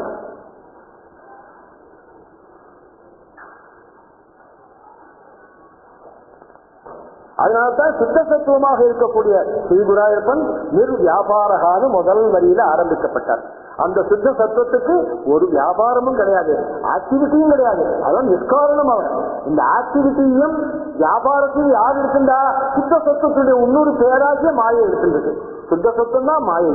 அது அண்ணா ஞாபகம் வச்சிருக்கணும். ஈக்ஷணாக்கியாம் கிரியாம், பார்ப்பது என்ற காரியத்தினாலே கண்கள் மூலமாக இந்த மாயையை அவர் தோற்றுவிக்கிறார். அதனால மூல பிரகிருதியிலேருந்து அப்படியே மூல பிரகிருதி என்ன பண்ணிச்சு, உடனே தோற்றுவிச்ச உடனே என்னாச்சு, பிரகிருதியை உண்டாக்கிச்சு. பிரகிருதி விகிருத்தின்னு ரெண்டு இருக்கு. இந்த பிரகிருத்தினாக்க உன்னை டெலிவர் பண்றது, ஒரு விகிருத்தியை டெலிவர் பண்ணும். இந்த விகிருத்தி அப்படியே இருந்ததுனாக்க அது விகிருத்தி. இந்த விகிருத்தியில் எதையாவது ஒன்று டெலிவர் பண்ணிட்டுனாக்க இந்த விகிருத்தி மறுபடியும் பிரகிருதி ஆயிடும். அண்டர்ஸ்டாண்ட்? பிரகிருத்தின்னு ஒண்ணு இருக்கு. இந்த பிரகிருதி மதர். இந்த மதர் என்ன பண்றா, விகிருத்தின்னு ஒண்ணு டெலிவர், ஒரு பிரகிருத்திலிருந்து ஏதோ ஒண்ணு டெலிவர் பண்றா, அதுக்கு விகிருத்தின்னு. அந்த டாக்டருக்கு விகிருத்தின்னு பேரு. அந்த டாக்டர் அப்படியே இருந்தான்னா அவ விகிருத்தி தான். அவ கல்யாணம் ஆகி ஒண்ணு டெலிவர் பண்ணான்னா அவ பிரகிருதி ஆயிடுறான். டெலிவர் பண்றதுக்கெல்லாம் பிரகிருத்தின்னு ஒரு பேரு. இப்ப பிரகிருதி என்ன பண்ணிட்டு அடுத்த ஸ்டேஜ் ஆகிய மகத்தை டெலிவர் பண்ணிச்சு. சோ மகத்தை ஆக்கிட்டு அப்படியே இருந்தாக்க மகத்தை விகிருத்தி. மகத்தை என்ன பண்ணிச்சு, தாம் பிரகிருத்தியா மாறி சைக்கியா போனோம்னா தாம் பிரகிருத்தியா மாறி அகங்காரத்தை டெலிவர் பண்ணிருக்கு. சோ மகத்தா விகிருத்தியா இருந்த மகத்தை பிரகிருத்தியா மாறி அகங்காரமான விகிருத்தியை டெலிவர் பண்ணிட்டு இந்த அகங்காரத்தை டெலிவர் பண்ணிட்டு விகிருத்தியா இருந்தது. இந்த அகங்காரம் அப்படியே இருந்திருக்கலாம், விகிருத்தியாவே இருந்திருக்கலாம். கொஞ்ச நாள் அவனு அது பெருசா போச்சு, அது பெருசா போய் பிரகிருத்தினுடைய சொரூபத்தை எடுத்துட்டு பஞ்ச தன்மாத்திரையை டெலிவர் பண்ணிட்டு பஞ்ச தன்மாத்திரை அதுக்கு விகிருத்தி ஆயிடுச்சு. இந்த விகிருத்தியான பஞ்ச தன்மாத்திரை அப்படியே இருந்திருக்கலாம், அது பெருசா போய் பிரகிருத்தியாக மாறி பஞ்ச ஸ்தூலபூரத்தை டெலிவர் பண்ணிட்டு அப்ப என்னாச்சு, ஸ்தூலபூரம் விகிருத்தி ஆயிடுச்சு. ஸ்தூலபூரம் அப்படியே இருக்கு. இது எதையுமே இது சத்தவச்ச சம்பவங்களுடைய சேர்ந்ததுதான் அப்படியே அப்படியே உலகத்தை ஓட்டி இருக்கு. இப்படி பிரகிருதி விகிருதி பிரகிருதி விகிருத்தின்னு ஒரு சேஞ்ச் ஆகிட்டே இருக்கு. அதனால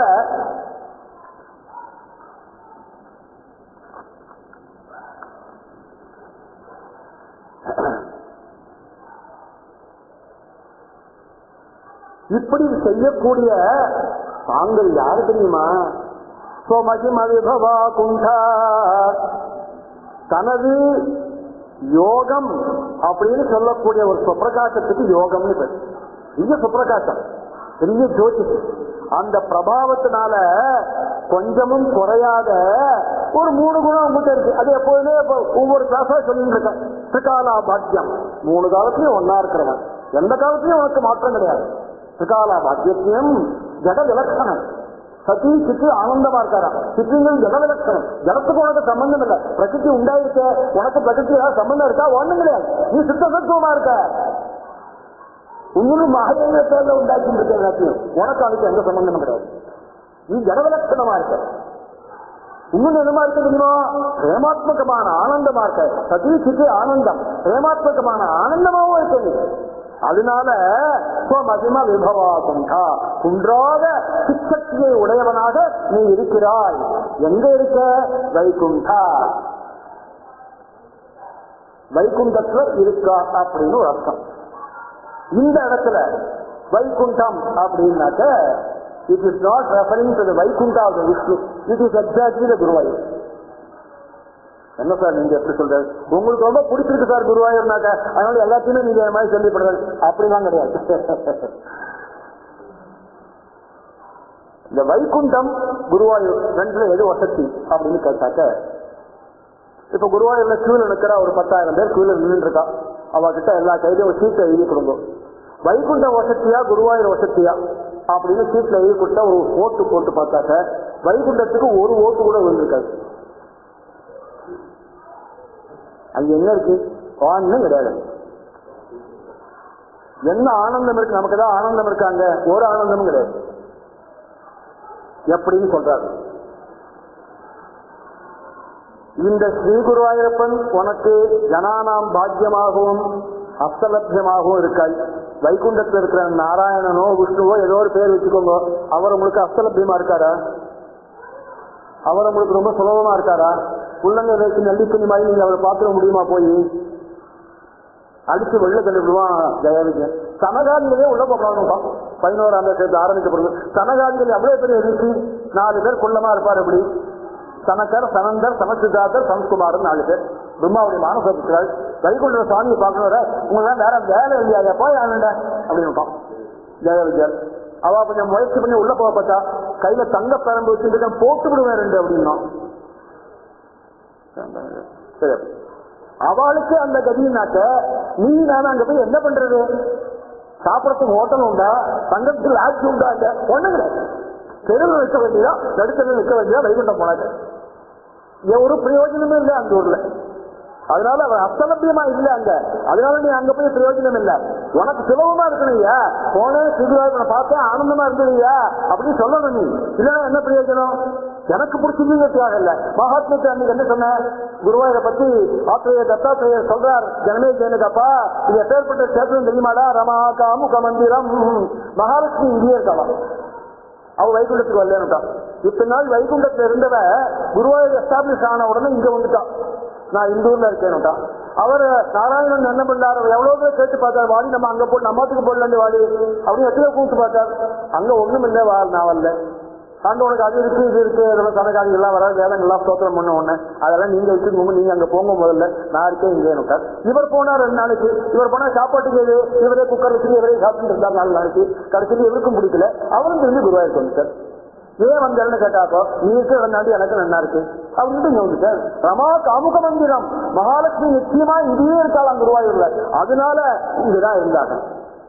அதனால அவளுக்கே வைகுண்டம் பிடிக்கலன்னாக்க அப்புறம் வைகுண்டத்தை பத்தி இவர் எதுக்காக சொல்ல போறாரு? இந்த இடத்துல பிடிக்காத சத்தியா போய் சொல்றார். அவர் இனிமையான பதப்பிரயோகத்தை சொல்றார், எல்லாருக்கும் பிடிச்ச ஹிதத்தை சொல்றாருன்னு நீ உபோத்காரத்தை சொன்ன தேவையில்லாத சத்திய எதுக்காக சொல்ல போறாரு? வைகுண்டம் எப்படி இருந்து நமக்கு என்ன? அதனால ஒரு பிரயோஜனம் இல்லாத விஷயத்தை பட்டத்தை நமக்கு சொல்லவே மாட்டேன். அதனால வைகுண்டம்னா இங்கதான். அதனால இங்க அவரை பார்க்கவே முடியாது. ஆயிரக்கணக்கான ஜனங்கள் ஒவ்வொரு கணமும் அவரை பார்த்து ஆனந்தப்படுறது இந்த குருவாயூர் கஷேத்திரத்துல மட்டும்தாங்க, எந்த சந்தேகமும் கிடையாது. நிர்மால்யத்தினுடைய ஆனந்தம் என்ன, உஷ பூஜையுடைய பிரபாவம் என்ன, பந்தீரடி பூஜையோட ஆகர்ஷணம் என்ன, உச்ச பூஜையோட சௌந்தர்யம் என்ன, சீவேலி என்ன, தீபாராதனை, சுவாமிக்கு தீபாராதனை சமயம் இப்போ தீபாராதனுடைய கோலாகலம் என்ன, அத்தாழ பூஜையுடைய சாந்தம் என்ன, ரோமாஞ்சம் உண்டாக்குகின்ற கேளி என்று அழைக்கப்பட்ட குறுங்குழல், எக்காலம், சித்தமத்தலம், செண்ட, தாளவாத்தியத்தினுடைய கோஷம் என்ன, ஆமா நித்தியம் ஸ்ரீ குருவாயூரப்பனுக்கு பக்தால் நாம் அர்ப்பணிக்கக்கூடிய துலாபாரம் என்ன, சோறுன்னு சொல்லக்கூடிய அன்னப்பிராசனம் என்ன, நம்ம சுற்று விளக்கு என்ன, தனது பிரிய பக்தர்களுக்கு தினம் காணக்கான தினம் தினம் கணேசனம் அவன் நடத்துற அதிசயங்கள் என்ன, இதெல்லாம் வைகுண்டத்துல ஏதுரா? அங்கதான் மணிந்துதானா? ஒன்றும் கிடையாது. சத்தியம் ஞானம் அனந்தம்னு ஏதோ ஸ்தோத்திரம் பண்ணிட்டு அவனா, அவ்வளவுதான். இத்தனையும் இங்கனா இருக்கு, குருவாயூர்னா இருக்கலாம். அதனால லிட்டரலா வைகுண்டம்னா மாறுதல் இல்லாத இடம்னு அர்த்தம். வைகுண்டம்னா விகுண்டமாக இல்லாது, மாறுதல் இல்லாது, அதுதான் வைகுண்டம் லிட்டரல் மீனிங், அவ்வளவுதான். அது இந்த இடத்தான் குறிப்பிட்ட வைகுண்டத்தை பற்றி ஒன்றும் சொல்லல அவர், வைகுண்டத்தை. அதனால இந்த குருவாயூர் கஷேத்திரம் தான் இது இந்த வைகுண்டத்தை விட எத்தனையோ மடங்கு மேம்பட்டதாக இருக்கு குருவாயூர் கஷேத்திரங்கிறது. கணே கணே எத்தனை அதிசயங்களை கொண்டாள் சுவாமி அந்த கஷேத்திரத்துல. ஆனா கலாமண்டலம் டான்ஸ் ட்ரூப் ஒண்ணு இருக்கு, கலாமண்டலம் நாயர்னு ஹெட் இருக்கு.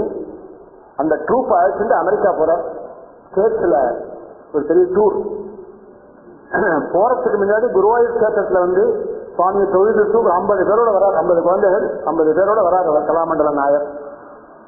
குருவாயூர்ல வந்து தொழுதுட்டு சுவாமிகிட்ட உத்தரவு வாங்கிட்டு போகணும், நம்ம டூர் நல்லபடியா இருக்கணும்னு சொல்லிட்டு வந்திருக்காரு. உச்ச பூஜையில சுவாமியை தொடரார் எல்லாரோடையும் வந்து, நான் ஸ்டேட்ஸுக்கு போறோம், இன்னைக்கு இவ்வளவு குழந்தைகளை அழைச்சிட்டு போறோம், நல்லபடியா போயிட்டு வரணும். போயிட்டு வரதுக்கு முன்னாடி இன்னைக்கு ஒரு பர்ஃபார்மன்ஸ் குருவாயூர்ல நடத்த போறோம், ராத்திரி நீ இருந்து பார்க்கணும் அப்படின்னு உச்ச பூஜையில சுவாமிய மனமுருக தோழர் கலாமண்டல நாயர். போட்டது எல்லாம் முடிஞ்சு போச்சு, உச்ச பூஜை நடந்து நடையெல்லாம் சாட்சியாச்சு. 7 மணிக்கு ஆரம்பம், ஆடிட்டோரியத்துல 7 மணிக்கு ஆரம்பம். அதுக்கு வேண்டிய ஏற்பாடுலாம் அங்க நடந்துட்டு இருக்கு. 1:30 மணிக்கு நடக்காததுக்கு அப்புறம் 4:30 மணிக்கு நடக்க இருக்கும். மத்தியானம் சாப்பிட்டு பேசாண்டி கொஞ்சம் லைட்டா அப்படி கொஞ்சம் ஒரு சின்ன தூக்கம், தூக்கத்தை ஒரு சொப்பனத்தை சுவாமி வராது. இன்னைக்கு அத்தாழ பூஜை 7 மணிக்குள்ள நடந்து வழக்கு 7 மணிக்குள்ள முடிஞ்சு நடசாத்தனம். கலாமண்டல நாயரோட பர்ஃபார்மன்ஸ் பார்க்க போறேன் அப்படின்ட்டார்.